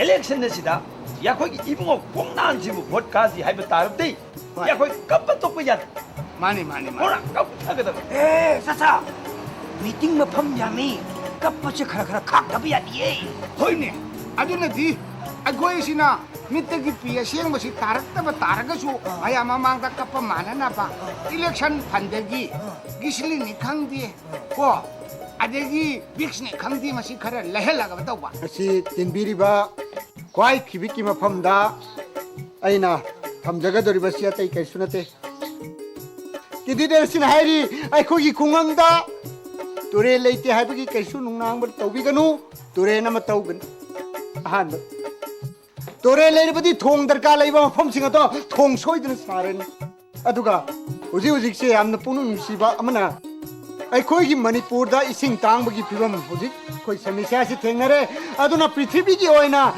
ꯅꯣꯡꯃꯩ ꯀꯥꯞꯅꯕ ꯊꯥꯡꯅ ꯌꯥꯟꯅꯕ ꯍꯥꯠꯅꯕ ꯁꯨꯅꯕꯁꯤꯡ ꯑꯁꯦ ꯃꯁꯤ ꯄꯨꯡꯇꯣꯛ ꯇꯣꯛꯈ꯭ꯔꯒ ꯏꯁꯤꯡꯒꯤ ꯋꯥꯔ ꯏꯁꯤꯡꯒꯤ ꯂꯥꯟ ꯊꯣꯛꯂꯛꯑꯅꯤ ꯍꯥꯏꯔꯤ ꯃꯁꯦ ꯑꯩꯈꯣꯏꯒꯤ ꯃꯅꯤꯄꯨꯔꯗꯗꯤ ꯑꯩꯈꯣꯏꯒꯤ ꯏꯔꯝꯗꯝꯁꯤꯗꯗꯤ ꯏꯁꯤꯡꯒꯤ ꯂꯥꯟ ꯑꯁꯦ ꯊꯣꯛꯇꯅꯕꯗꯃꯛꯇ ꯆꯤꯡ ꯂꯩꯔꯤꯕ ꯆꯤꯡꯁꯤꯡ ꯑꯁꯦ ꯃꯁꯤ ꯎꯟꯒꯤ ꯆꯤꯡ ꯑꯣꯟꯊꯣꯛꯑꯅꯤ ꯑꯩꯈꯣꯏ ꯀꯦꯟꯗꯤꯗꯦꯠ ꯄꯥꯠꯇ ꯏꯁꯤꯡ ꯋꯥꯠꯇꯅꯕ ꯂꯣꯛꯇꯥꯛꯇ ꯏꯁꯤꯡ ꯋꯥꯠꯇꯅꯕ ꯑꯗꯨꯒ ꯂꯣꯛꯇꯥꯛ ꯑꯁꯤꯕꯨ ꯃꯥꯅ समुद्र की थाकता लोकता सेमगत सागननबदमक्ता होनरी नमुन तोरे ब्रह्मपुत्र की थाकता सेमगत सागननबदमक्ता थौरांग लेरे अदुगा महान वासक्तुना थम्मिबदी अतै करिसु नते इरमदम मसिदा नुपा लेतब नुपी मपुरोइब काइनब नुपी लेहल्लोय नुपी काइनरब मपुरोइब लेहल्लोय ममाग मचाग काइनहल्लोय मचाग ममाग काइनहल्लोय असीब लेहल्लोय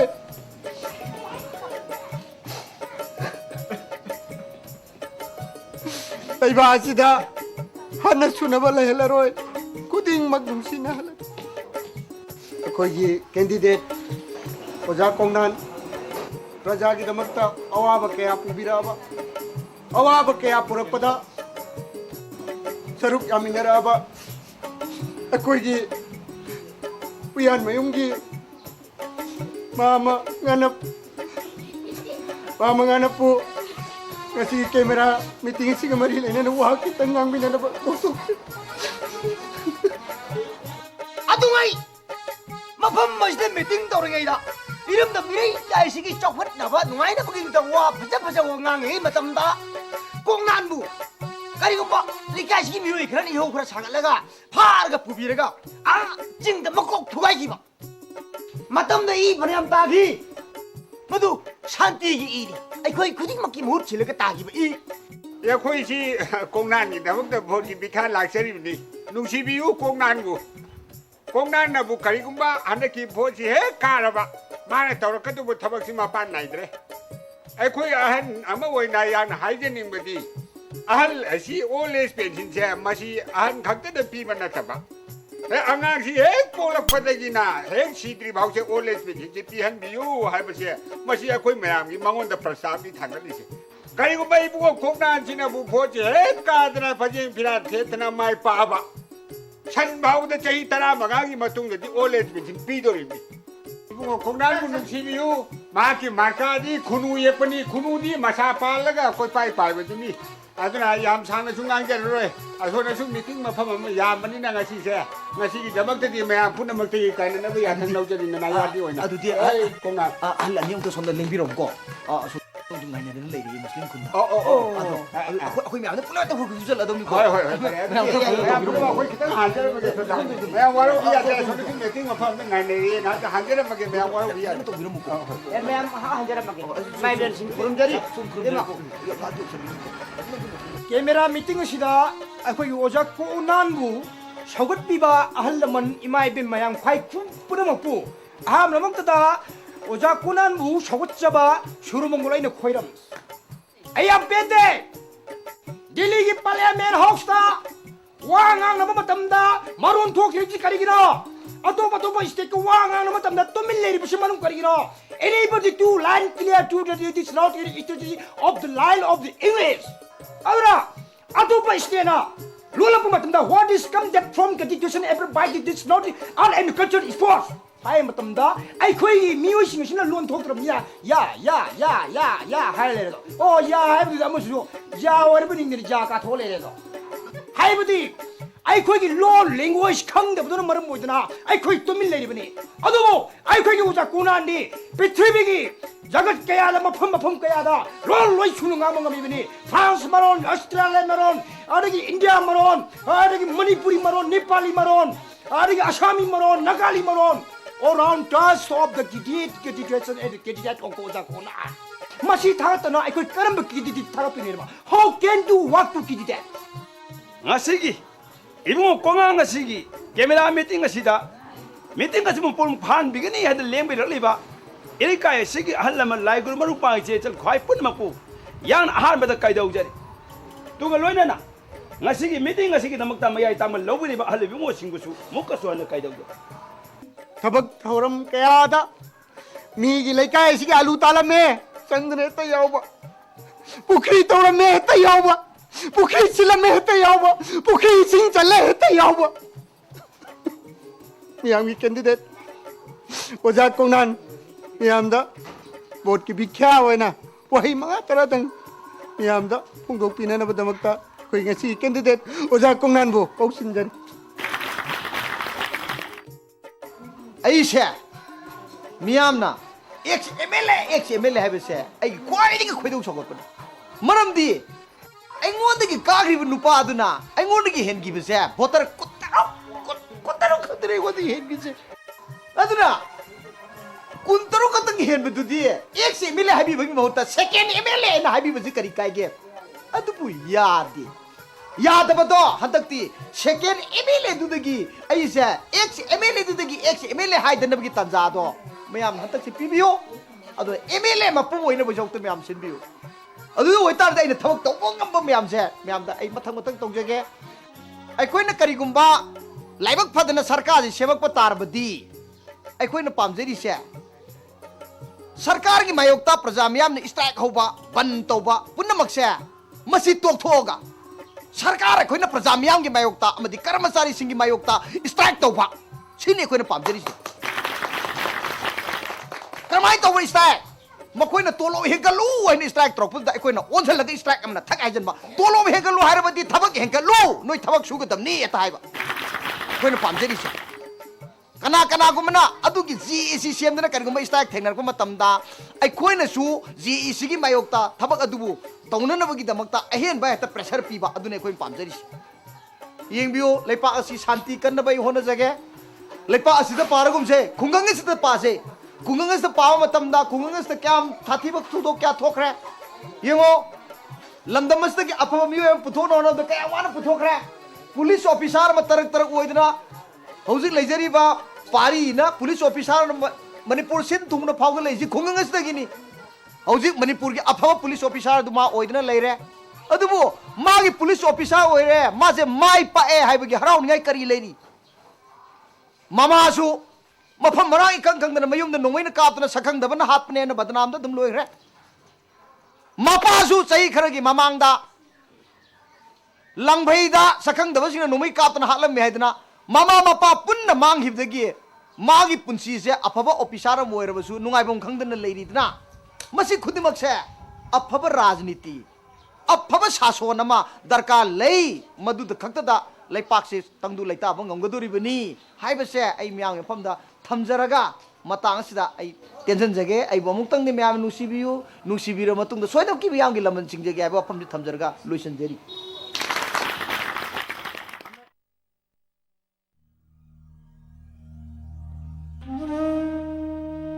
Ma, nang umukta di halak ko bay ma. Nachabu araw-araw ma. Nachagi siya ba pangdri ma nang. Nachabu kanada sinarami manoy ma.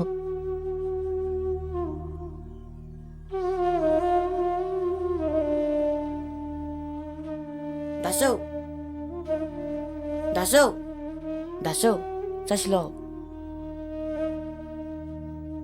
Pari, karino nang natorisibo. Namanabasing, laikay ki ahansing, loy na lak na hori. Noy katonsu, matanda tapong kangawdri. Lao, sasi lao.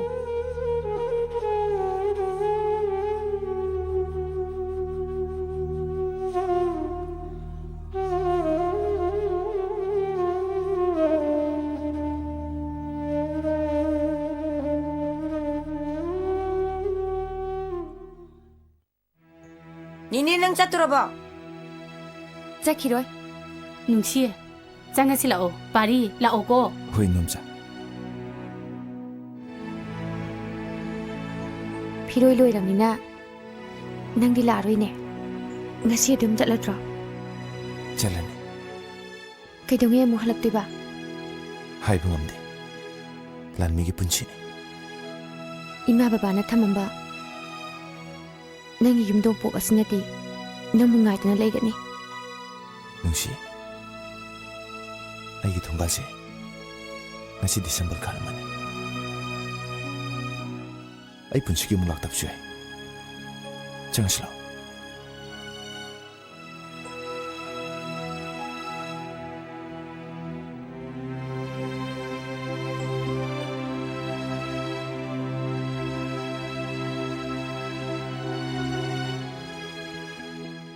Tamo, angang halaktriye.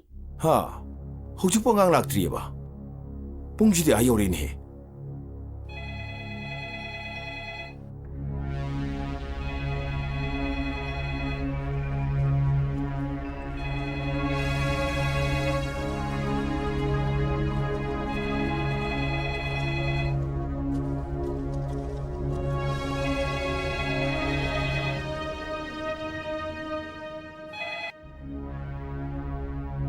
Hello? Kana?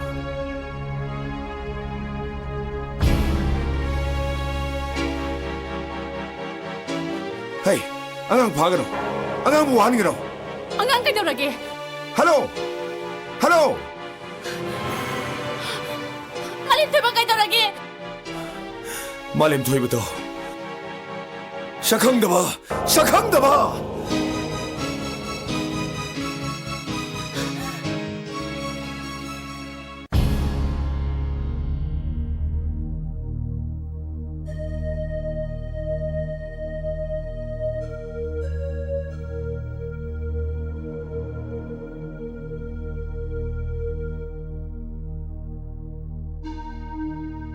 Baba. Khoi da choga, khoi mama ga lakti kari ra. 토이바 바발라 아시디 난 깝건호 Khoi ma da yam kapam ni. Hey udi chik chara moi. Kapti. Mama ka ju kapudi. Ai lai je. Isa lo bulai ne.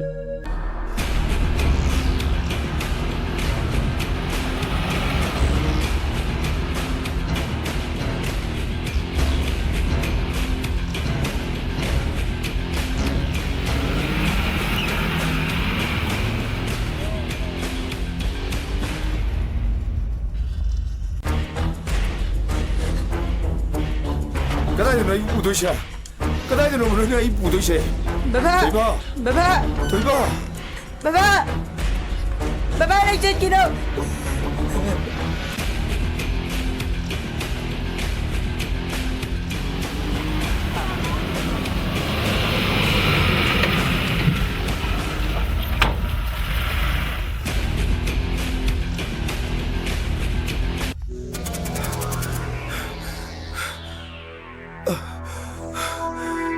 Yamba.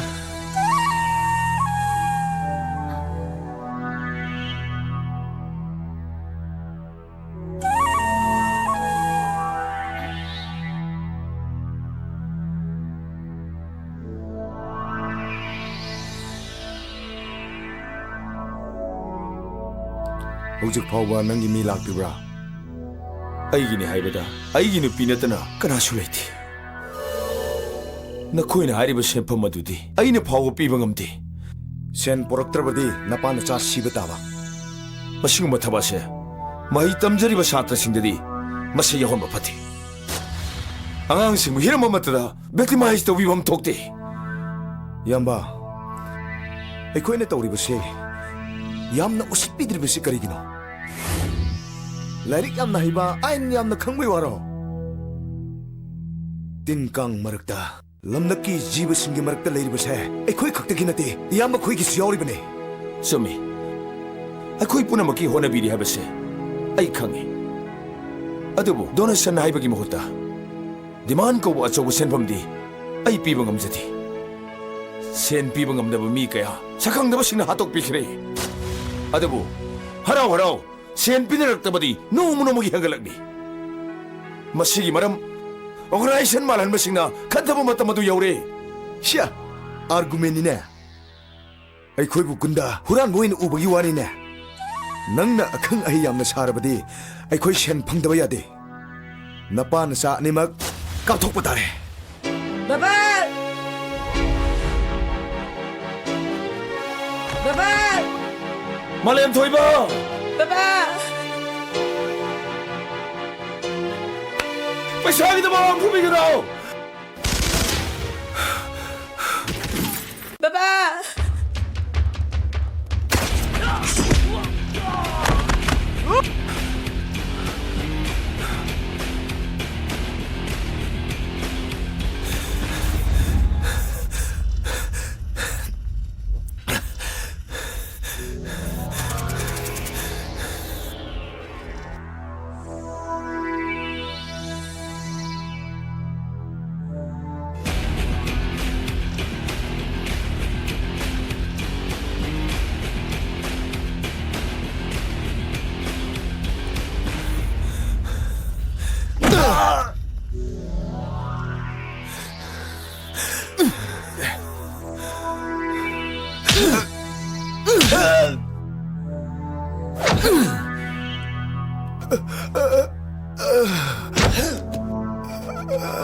나가나? 나가나? 에이, 레시아머네. 레시엠마. 에이, 이탁 통마상기. 턱당 부드는 악마니. 인지니어 마빠마 자부. 에이네 파마니. 그럼 턱당. 락 양카이기 대발. 그럼 파티노? ꯑꯩꯈꯣꯏꯒꯤ party ꯂꯩꯇꯦ ꯑꯩ ꯊꯕꯛ ꯐꯪꯗꯕ ꯃꯤꯅꯦ ꯑꯩ ꯊꯕꯛ ꯐꯪꯗꯕ ꯃꯤꯅꯦ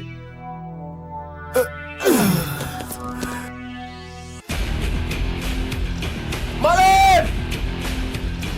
마렌! 마렌! 가자!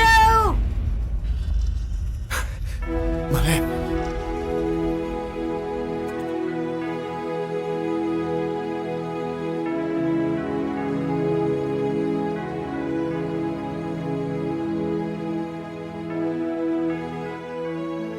가던 이놈 자술래 제시 가던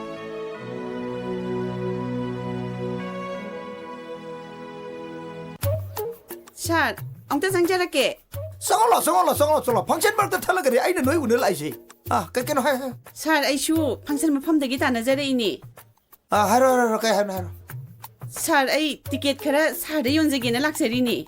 ꯇꯤꯀꯦꯠ ꯑꯗꯤ ꯐ꯭ꯂꯥꯏꯠꯀꯤꯔ ꯕꯁꯀꯤꯔ ꯀꯩꯅꯣ ꯇ꯭ꯔꯦꯟꯒꯤꯔ ꯁꯥꯔ ꯑꯩꯈꯣꯏꯒꯤ ꯂꯩꯀꯥꯏꯒꯤ ꯃꯩꯔꯥꯁꯪ ꯑꯝꯇ ꯁꯥꯖꯒꯦ ꯇꯧꯕ. ꯂꯩꯀꯥꯏꯒꯤ ꯑꯉꯥꯡꯁꯤꯡꯁꯨ ꯅꯣꯡꯃ ꯅꯣꯡꯃꯒꯤ ꯐꯠꯇꯕ ꯍꯦꯟꯒꯠꯂꯛꯄꯁꯤꯗ ꯃꯩꯔꯥꯁꯪ ꯂꯩꯇꯕ ꯂꯩꯀꯥꯏꯗꯤ ꯁꯝꯕꯜ ꯈꯥꯗꯕ ꯍꯋꯥꯏ ꯃꯇꯣꯟꯒꯤ ꯄꯨꯟꯁꯤꯒ ꯆꯞ ꯃꯥꯟꯅꯔꯦꯗꯣ ꯁꯥꯔ. ꯑꯗꯨꯅ ꯃꯩꯔꯥꯁꯪ ꯁꯥꯅꯕ ꯆꯦꯔꯤꯇꯤ ꯇꯧꯖꯕꯅꯤ. ꯑꯩꯈꯣꯏꯅ ꯇꯧꯖꯔꯤꯕꯁꯦ ꯏꯃꯥ ꯂꯩꯄꯥꯛꯀꯤ ꯌꯥꯏꯐꯅꯕꯅꯤ.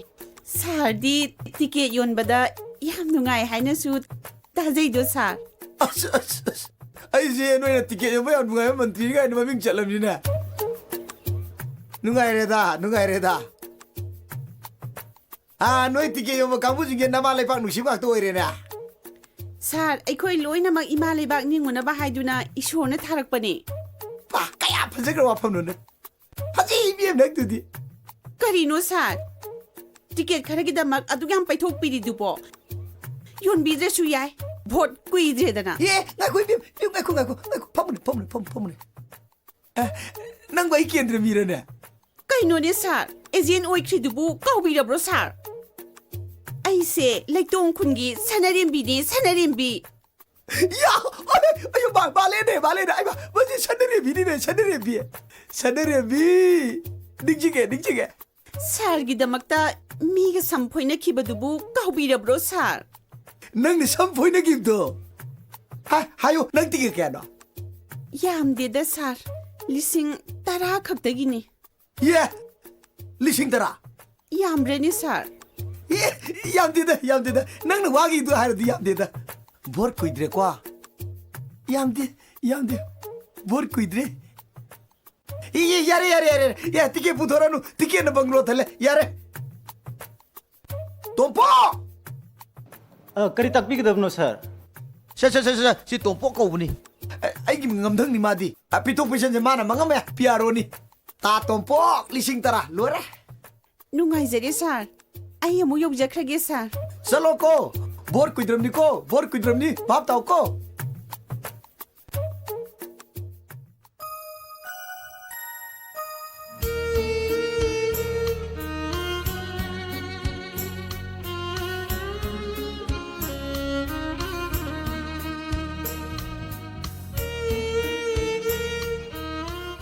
누시에 ꯅꯪ ꯏꯁꯤꯡ ꯁꯣꯛꯇꯣꯏꯔꯣ? ꯅꯪ ꯍꯌꯦꯡ ꯏꯝꯐꯥꯜ ꯆꯠꯅꯤꯗꯣ ꯀꯩ ꯂꯩꯒꯦ? ꯂꯝ ꯈꯤꯇ ꯂꯧꯒꯦ ꯇꯧꯕꯅꯤꯗ. ꯑꯗꯨꯗꯤ ꯄꯥꯔꯤꯒꯤ ꯂꯩꯐꯝꯗꯨ ꯍꯪꯉꯒ ꯆꯪꯉꯛꯎꯗꯅ. ꯆꯪꯉꯣꯏꯗ. ꯑꯩꯈꯣꯏꯕꯨ ꯎꯅꯤꯡꯗꯗꯨꯅ ꯍꯜꯂꯛꯇ꯭ꯔꯤꯕꯅꯤ. ꯃꯣꯏ ꯊꯣꯡꯒꯥꯟꯁꯦ ꯏꯅꯦꯁꯨ ꯂꯩꯇ꯭ꯔꯕꯅꯤꯅ ꯈꯥꯖꯤꯟꯗꯨꯅ ꯁꯨꯝ ꯂꯩꯔꯦ. ꯃꯥꯗꯤ ꯅꯣꯡꯃꯇꯁꯨ ꯃꯐꯝꯁꯤꯗ ꯍꯜꯂꯛꯇꯦ. ꯅꯨꯡꯁꯤ, ꯅꯪ ꯄꯥꯔꯤꯕꯨ ꯂꯥꯟꯅ ꯈꯟꯒꯅꯨ. ꯃꯊꯧꯅ ꯌꯥꯗꯕ ꯑꯣꯏꯔꯝꯒꯅꯤ. ꯄꯥꯔꯤꯗꯤ ꯅꯪꯕꯨ ꯌꯥꯝꯅ ꯈꯟꯈꯤꯕꯅꯦ. ꯈꯟꯗꯦ.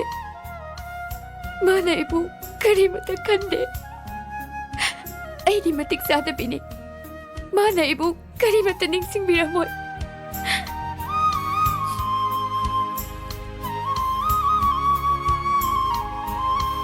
다다 이베마 lao chong lao channa rembi chango mantri leri chango chango Karo talan tawiri sibo? waru biya de mayam ibe mase ejen noi bada yam maru oi ba misha ma oi khiba mayam nga tang ngai bi oi mathang adum kausan jar ke ꯑꯩꯈꯣꯏ ꯉꯝꯕ ꯃꯇꯝꯁꯤ ꯂꯥꯛꯈꯤꯅꯤꯗꯅ akhoi ibe magi kari leri ge ai sarga dum ngangnarage da sarga budi adum unagadau leiba aduda ngai bo ina sum akhoi ni wari sabadi yaidana kari wari sasige haibado tadana dum hobiro kaidaurage adatai wari saba sibudi nupana hogdokpham thoye haibasi aisu khangida tadagi mawong sidi phone number ga pirau haidau maliko oh mane adumakne adu haige tawnida tada aigi visiting card oine pijarage sida leiri oh farene sida lo yaure ne ni yaure bani sida lo yaure ngai jere da toko sir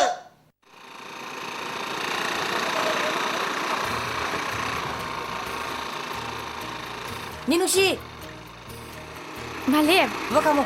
Ninushi ne. ꯅꯨꯡꯁꯤꯌꯦꯗꯤ Ako'y dasoy lang dito. ay nungsini. ꯑꯣ ꯅꯨꯡꯁꯤꯌꯦ ꯑꯩ ꯅꯤꯡꯁꯤꯡꯉꯦ ꯅꯪꯗꯤ ꯀꯥꯏ ꯆꯠꯂꯨꯏꯕ Ay impalda lakpani. Adudi ako'y sanay wayni. Niya na ako'y dasoy una layra. ꯍꯦ ꯃꯁꯤ ꯑꯉꯥꯡꯁꯤꯃ ꯑꯩ ꯄꯥꯁꯤꯟꯈ꯭ꯔꯦ ꯕꯦꯃꯥ ꯑꯩꯈꯣꯏ ꯊꯣꯡꯒꯥꯜ ꯑꯁꯤꯗ ꯂꯩꯔꯦ ꯆꯥ ꯒꯤꯂꯥꯁ ꯑꯃ ꯊꯛꯑꯒ ꯅꯨꯡꯉꯥꯏꯅ ꯋꯥꯔꯤ ꯁꯥꯔꯁꯤ ꯂꯥꯎ Nini, ako'y chongo sila.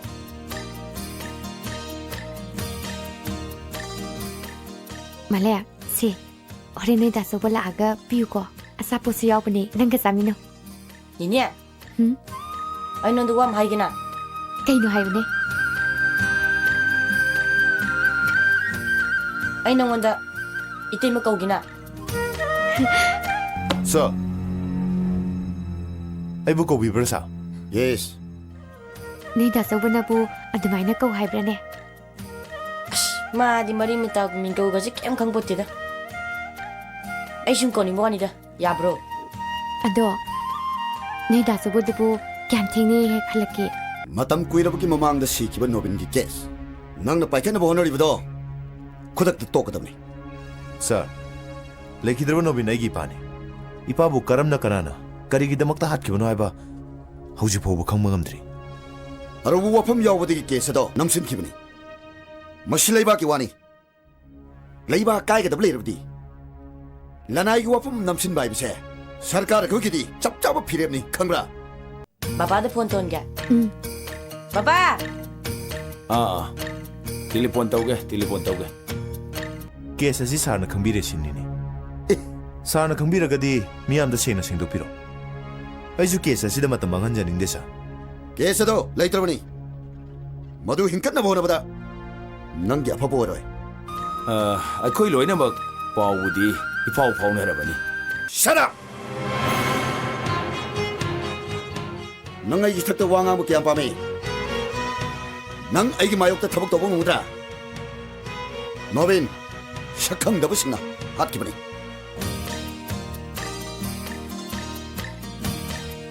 ꯑꯩꯈꯣꯏꯒꯤ ꯏꯔꯛꯇ ꯂꯣꯠꯂꯤꯕ ꯁꯛꯈꯪꯗꯕ ꯀꯧꯕ ꯃꯤꯁꯛꯁꯤ ꯃꯔꯨ ꯐꯪꯅ ꯊꯜꯍꯧꯁꯤ ꯅꯠꯇ꯭ꯔꯕꯗꯤ ꯁꯛꯈꯪꯗꯕꯅ ꯅꯣꯡꯃ ꯅꯠꯇ꯭ꯔꯒ ꯅꯣꯡꯃꯗꯤ ꯁꯥꯔꯁꯨ ꯑꯩꯁꯨ ꯑꯩꯈꯣꯏ ꯄꯨꯝꯅꯃꯛꯀꯤ ꯄꯥꯂꯤ ꯇꯥꯜꯂꯛꯄ ꯌꯥꯏ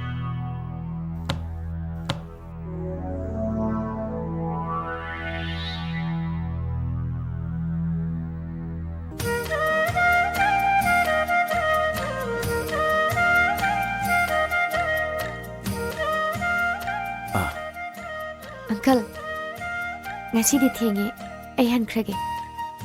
ꯍꯣꯏ ꯍꯣꯏ Malaya. Ay no mamula ke ko. Chalagi.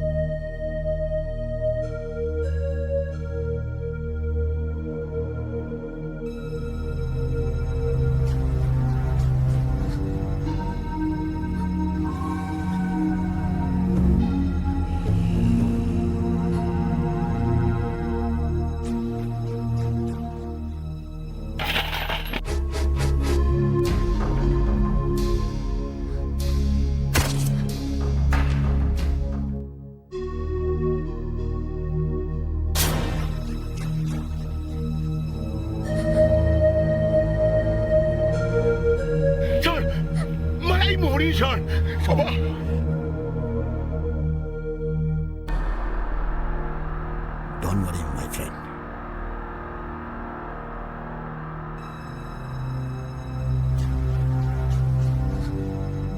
Chandra, mahak pula mahang madalang siukso. Aduga, shakang da bai wahay mat taramo.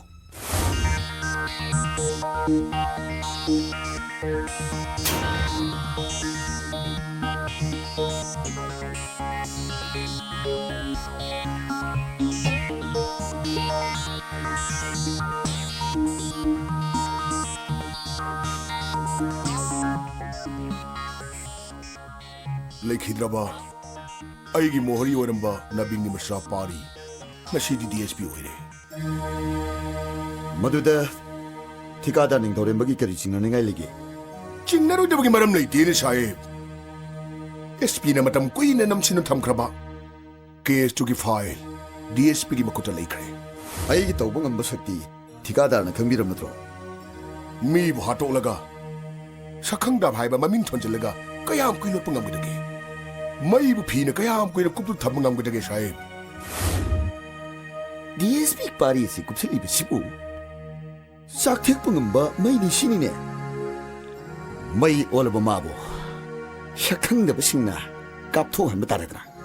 Nu mai ka pangam basi DSP saib ta natine. Aigi thakta kanasu laibiyaro. Sir. Sorry, yaujarage. Tikadar, nang sakibiyaro. Sir, yon kibana chungani sir. Maramdi. Sir, office ki oiba maru oiba wari khar lei sir. Office hour loire hoji. Wari sanabi jararoi. Excuse me, sir.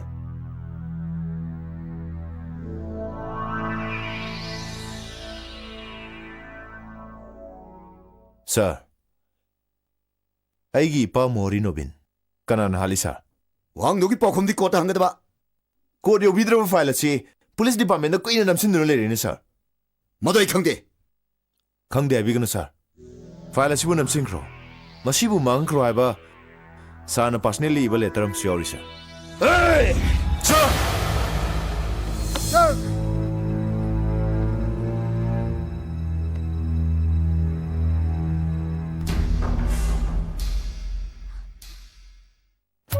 Sir, ibunga, pom. Yani de sir. Yani na tira pamune pamanga kya tananga na sina. Lepa nungai tena. Nangi tike kya no? Sir, aigi posting ki matang dune sir. Posting? Sir, singdagi tampak ta lakcharage dune sir. Oh, singdagi tampak ta lakcharage do. Hoi sir, hakchang ki problem khara leire sir. Nang is pak bro. Pakti da sir. Oh, nangi laina si tampak ta laining mi laina ni ne. Hoi sir. Yani ai to ga. Ai phone to ge ko. Hello, director laibra. Ai ni ne mantri ko na ni ne mantri. Sumai tori ne.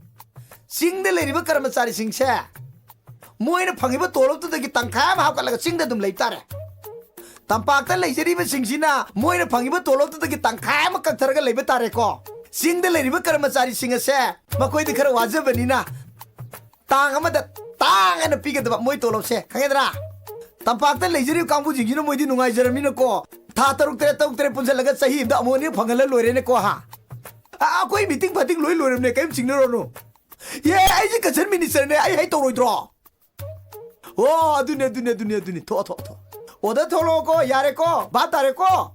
Sing de legide ba mi se tolop amaga takai phangba. Tampakta legide ba mi se takai mam phangan ba. Adu su ngomkan pi ba yare ko. ai buwa yarni nang gitu phajana dum torge ko nate sir sir ai chingda oina sum lejarge sir ai chingda dum lejarge sir sir ai chingda dum lejarge sir sir yaro order is order ima nachagi asa punmang ngangkre ma samas ki machi khuding makta amot puna pik thalami samas asida leiriba achobadagi na pikpa machi khuding mak amot puna pik thalami asengba achumba amatana chana thiba phangde ne ma imana sangsar sida khwaidagi na thajakiba uniform seliba sinfam asina nachab amkena ningma kaile ne ma loktu na ba yawba haitaba na chabo ithak thongba officer sina suspend to bire na chabo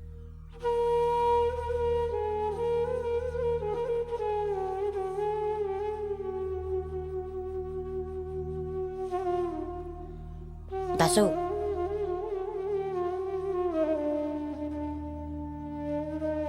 ninenu silame daso bujang kuy nang mane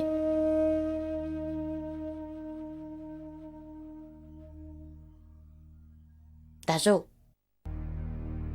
nang saksa ji karigino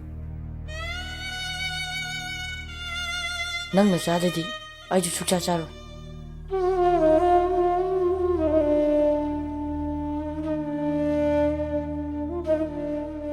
daso ay di sakam lami sara sheba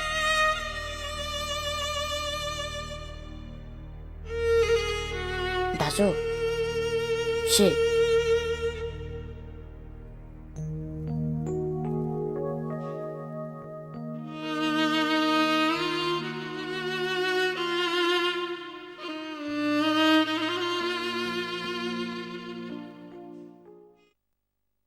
moi papa zakri fareda ekoi isha thoibasi mi thembagi yam haini adudi kari kari no moi yawarapa khradi yengselodana ado moi papa su jathok piba pharajani hoine aibudi sarani ne moina saradi ai kadu wisharoi duino moi yawarapa do hanang ting yengselo chalo sakhing da changu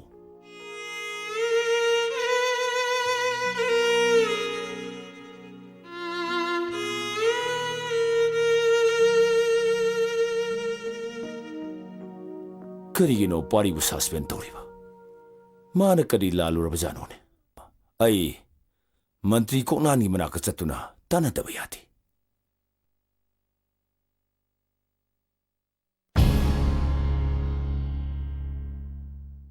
pari ke dorba pari ki service ke dorba sir pari bu suspend tobire kari pari bu suspend kanana kari ki ASP na magi mathakta saz mayam tawsin biduna mabu suspend tobire kari ASP angona sir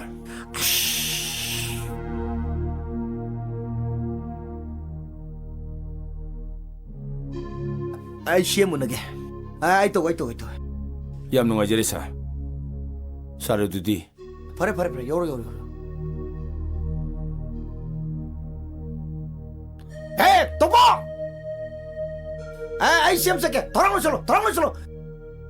solo mi usitu sharadna ima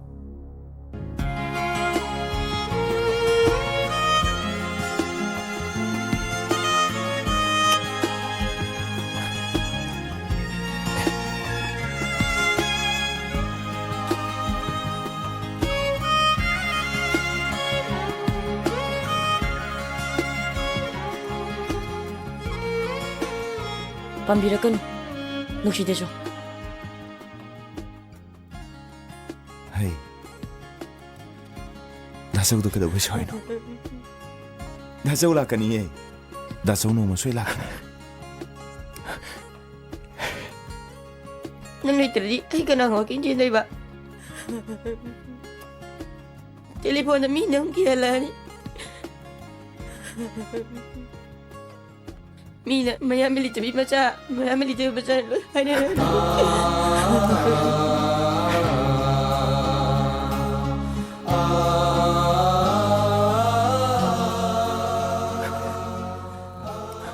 ꯄꯥꯔꯤ ꯏꯗꯣꯝꯆꯥ ꯃꯥ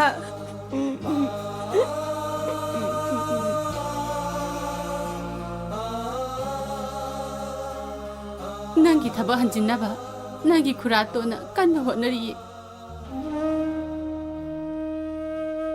ꯀꯔꯤꯒꯤꯅꯣ ꯅꯪꯅ ꯑꯁꯨꯛ ꯌꯥꯝꯅ ꯇꯍꯥ ꯇꯧꯔꯤꯁꯤꯕꯣ ꯏꯗꯣꯝꯆꯥ ꯑꯩ ꯈꯥꯇꯣꯟꯗꯁꯨ ꯍꯥꯏꯈ꯭ꯔꯕꯅꯤ ꯑꯩ ꯁꯥꯔꯚꯤꯁꯁꯤꯗ ꯑꯃꯨꯛ ꯍꯟꯖꯤꯟꯅꯕ ꯇꯧꯔꯔꯣꯏ ꯁꯥꯔꯚꯤꯁ ꯑꯁꯤꯗ ꯑꯩ ꯊꯥꯖꯕ ꯂꯩꯇ꯭ꯔꯦ ꯏꯗꯣꯝꯆꯥ ꯉꯁꯤꯁꯦ ꯅꯨꯃꯤꯠ ꯌꯥꯝꯅ ꯐꯩ ꯏꯗꯣꯝꯆꯥ ꯑꯩ ꯆꯠꯂꯒꯦ ꯏꯗꯣꯝꯆꯥ ꯊꯣꯏ ꯁꯤꯂꯥꯎ ꯗꯥꯆꯧꯅꯦ ꯅꯪꯒꯤ ꯅꯥꯛꯇ ꯇꯣꯏꯅ ꯂꯥꯛꯀꯅꯤ ꯅꯪꯗꯤ ꯑꯐꯕ ꯃꯤ ꯑꯃ ꯑꯣꯏꯗ ꯌꯥꯗꯕꯅꯤ ꯂꯥꯏꯔꯤꯛ ꯀꯟꯅ ꯄꯥꯒꯗꯧꯅꯤꯀꯣ ꯁꯥꯔꯇꯤꯐꯤꯀꯦꯠꯇꯤ ꯄꯥꯏꯔꯒ ꯂꯥꯏꯔꯤꯛ ꯃꯅꯥ ꯑꯝꯇ ꯍꯩꯇꯕ ꯃꯤ ꯃꯁꯤꯡꯅ ꯍꯦꯟꯕꯗꯒꯤꯅꯦ ꯉꯁꯤ ꯑꯩꯈꯣꯏꯒꯤ ꯂꯝꯗꯝꯁꯤꯗ ꯑꯃꯝꯕꯗ ꯃꯀꯣꯛ ꯊꯣꯡꯒꯥꯏꯅꯔꯤ ꯃꯌꯥꯝꯁꯦ ꯅꯪꯗꯤ ꯂꯥꯏꯔꯤꯛ ꯌꯥꯝ ꯍꯩꯒꯗꯧꯅꯤꯀꯣ ꯇꯥꯕ꯭ꯔꯥ ꯅꯪ ꯗꯥꯆꯧꯅ ꯍꯥꯏꯔꯤꯁꯤ ꯏꯟꯒꯗ꯭ꯔꯥ ꯂꯥꯏꯔꯤꯛ ꯌꯥꯝ ꯄꯥꯎꯀꯣ ꯅꯪ ꯗꯥꯆꯧ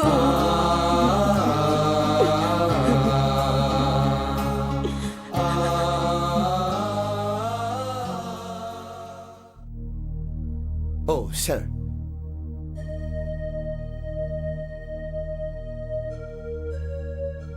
ꯄꯥꯔꯤ ꯁꯁꯄꯦꯟ ꯇꯧꯕꯒꯤ ꯃꯔꯝ ꯈꯪꯕ ꯄꯥꯝꯃꯦ Sir, ꯃꯍꯥꯛ ꯌꯨꯅꯤꯐꯣꯔꯝꯒꯤ ꯊꯛꯁꯤ ꯈꯥꯁꯤ ꯉꯥꯛꯇꯕ ꯃꯤꯁꯛ ꯑꯃꯅꯤ.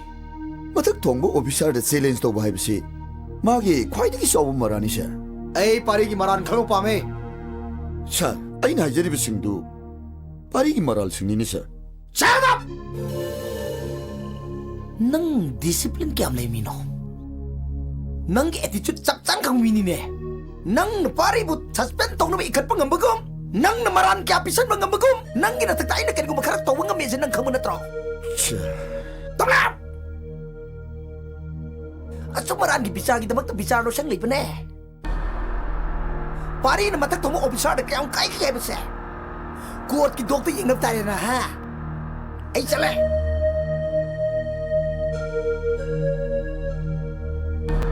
ꯆꯟꯗ꯭ꯔ, ꯑꯗꯨ ꯑꯣꯏꯔꯒꯅ ꯃꯊꯪ ꯍꯥꯠ ꯇꯥꯔꯦꯅ.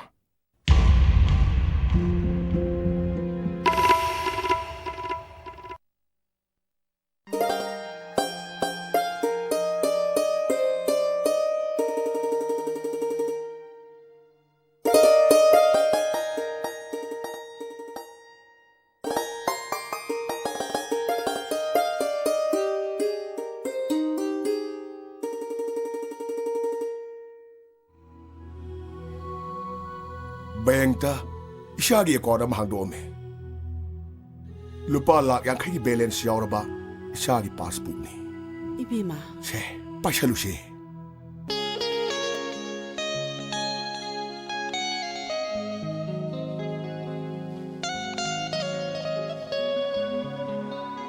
이베마, 이빠기 레이리바 란툰 뿌나먹세 이샤기 ꯉꯥꯛꯇꯅꯤ. ꯂꯃ ꯈꯥꯡꯒ ꯊꯦꯡꯅꯈꯤꯕ ꯅꯣꯡꯂꯩ ꯅꯨꯡꯁꯤꯠ ꯑꯃꯅ ꯏꯄꯥꯕꯨ ꯃꯥꯏꯀꯩ ꯈꯪꯗ꯭ꯔ ꯍꯨꯝꯂꯨꯔꯦ.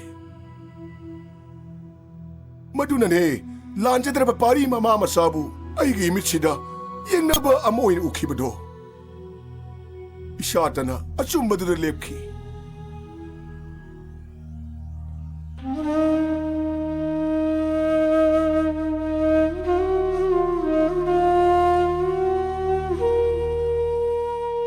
ꯄꯥꯔꯤꯗꯤ ꯁꯦꯡꯅ ꯂꯥꯟꯗꯦ ꯍꯥꯏꯕꯁꯦ ꯏꯁꯥꯇꯅ ꯈꯪꯉꯤ.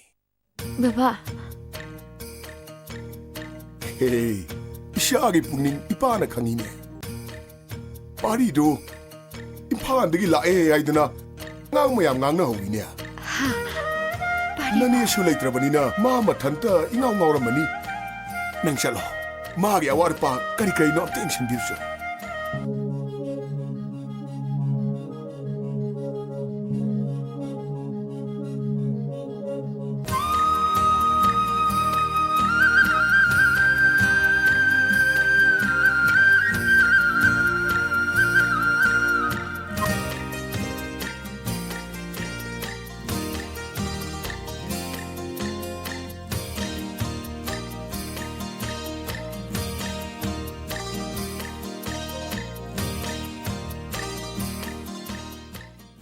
파리 뭉시야.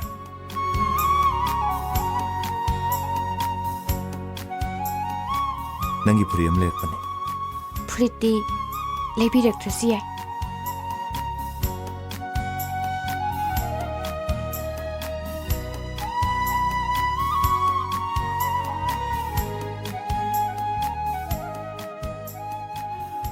ꯀꯩꯗꯧꯉꯩ ꯑꯃꯨꯛ ꯆꯠꯀꯅꯤ? ꯂꯩꯍꯧꯕꯅ ꯋꯥꯕꯁꯦ ꯆꯠꯈꯤꯕꯁꯤꯡꯅ ꯀꯩꯝꯇ ꯈꯪꯕꯤꯗꯦ.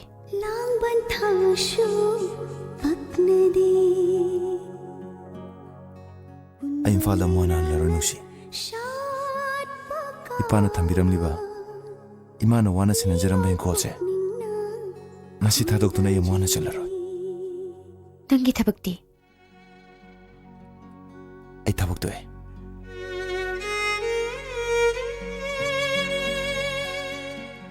ꯃꯈꯥ ꯇꯥꯅ ꯑꯃꯨꯛ ꯍꯟꯅꯁꯨ ꯇꯧꯔꯔꯣꯏ. ꯃꯐꯝ ꯈꯨꯗꯤꯡꯃꯛꯇꯒꯤ ꯊꯦꯡꯅꯔꯤꯕ ꯑꯃꯣꯠꯄ ꯊꯕꯛꯁꯤꯡꯁꯦ ꯃꯁꯤ ꯎꯗꯅꯕ ꯑꯩ ꯂꯣꯠꯂꯒꯦ. ꯍꯤꯡꯒꯣꯜ ꯑꯁꯤꯕꯨ ꯉꯥꯛ ꯁꯦꯟꯖꯕꯁꯤꯅ ꯏꯃꯥ ꯏꯄꯥꯒꯤ ꯂꯃꯟ ꯁꯤꯡꯕꯅꯤ ꯈꯟꯖꯔꯒꯦ. ꯅꯨꯡꯁꯤ, ꯑꯩ ꯃꯤꯌꯥꯝ ꯑꯁꯤꯗ ꯊꯥꯖꯕ ꯂꯩꯇ꯭ꯔꯦ. ꯅꯪ ꯑꯩꯕꯨꯁꯨ ꯊꯥꯖꯗ꯭ꯔꯕ꯭ꯔꯥ? ꯅꯨꯡꯁꯤ, ꯅꯪꯕꯨ ꯊꯥꯖꯕꯗꯤ ꯃꯄꯣꯛꯁꯤꯅ ꯂꯩꯔꯤꯃꯈꯩ ꯂꯣꯏꯔꯔꯣꯏ. ꯄꯥꯔꯤ,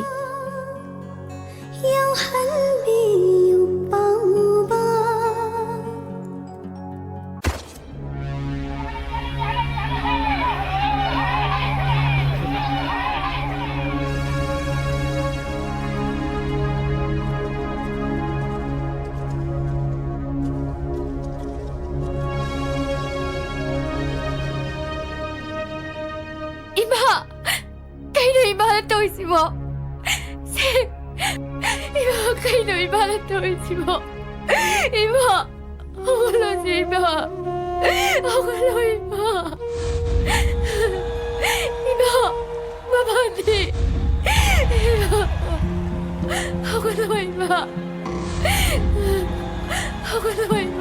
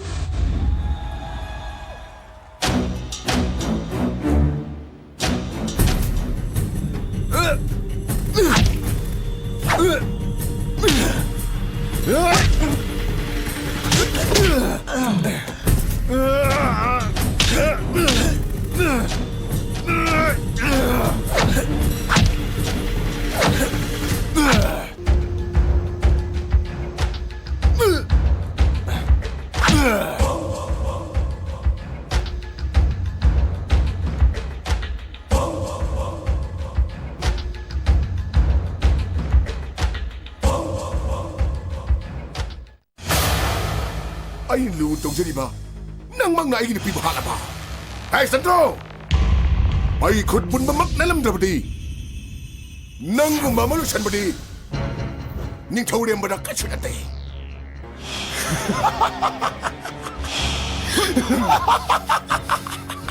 ꯅꯪꯅ ꯑꯩꯒꯤ ꯊꯋꯥꯏ ꯂꯧꯈꯤꯕ ꯌꯥꯏ, ꯑꯩꯒꯤ ꯏꯃꯨꯡ ꯃꯅꯨꯡꯁꯨ ꯍꯥꯠꯈꯤꯕ ꯌꯥꯏ, ꯑꯗꯨꯕꯨ ꯑꯩꯒꯤ ꯏꯆꯥꯅꯨꯄꯤꯕꯨ ꯅꯪꯅ ꯄꯥꯔꯤꯒꯤ ꯃꯈꯨꯠꯇꯒꯤ ꯐꯪꯕ ꯍꯥꯏꯕꯗꯨꯗꯤ ꯑꯣꯏꯊꯣꯛꯇꯕꯅꯤ. ꯍꯥꯠꯀꯅꯤ! ꯅꯪꯁꯨ ꯍꯥꯠꯀꯅꯤ, ꯅꯆꯥꯅꯨꯄꯤꯁꯨ ꯍꯥꯠꯀꯅꯤ, ꯅꯪꯒꯤ ꯃꯧꯇꯣꯝꯅ ꯍꯥꯠꯀꯅꯤ.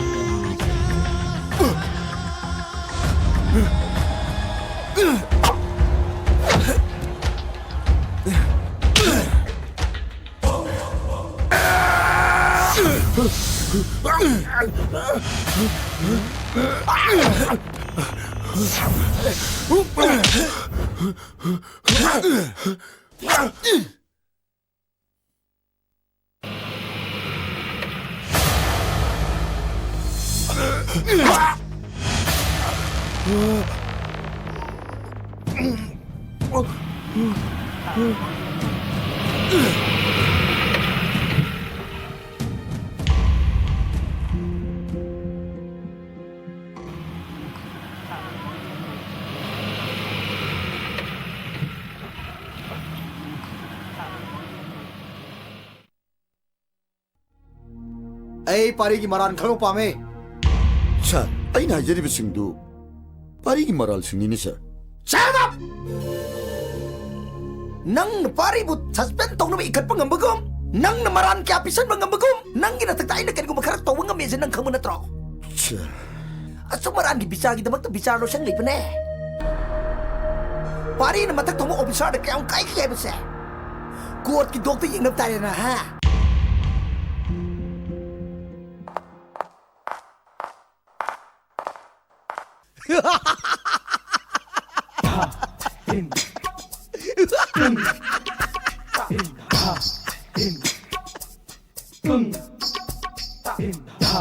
Halo, driver. Orang turun Oh, oke.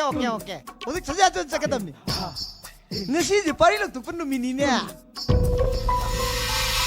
Gua na ujik sih. Pari lo tuh na bugi ayam pire. Magi mian matam kerak kekere tanah ha. Oke. Saji wada.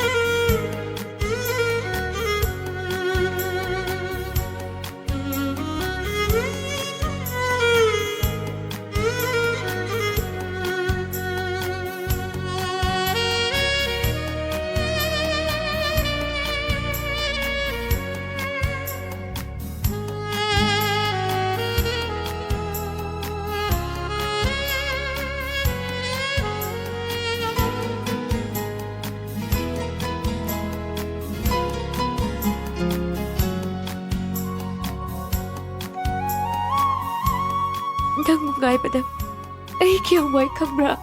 Nang nogmadi soy na nainak na halakini kando na. Pari, ay nang mungaypada pari.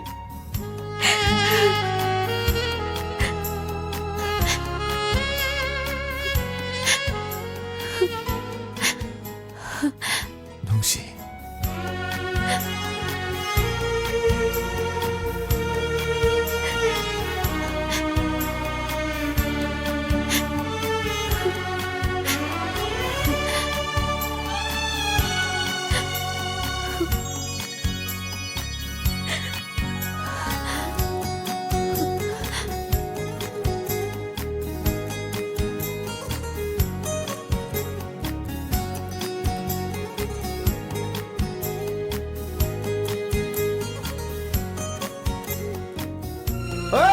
ai la ko noi ki dong dai le rim ni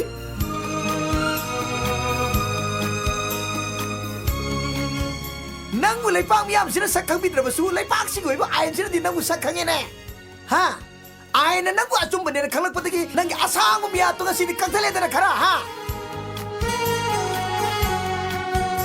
to sasilo Noe ni ki punsi aseng ma sambal do ai no era da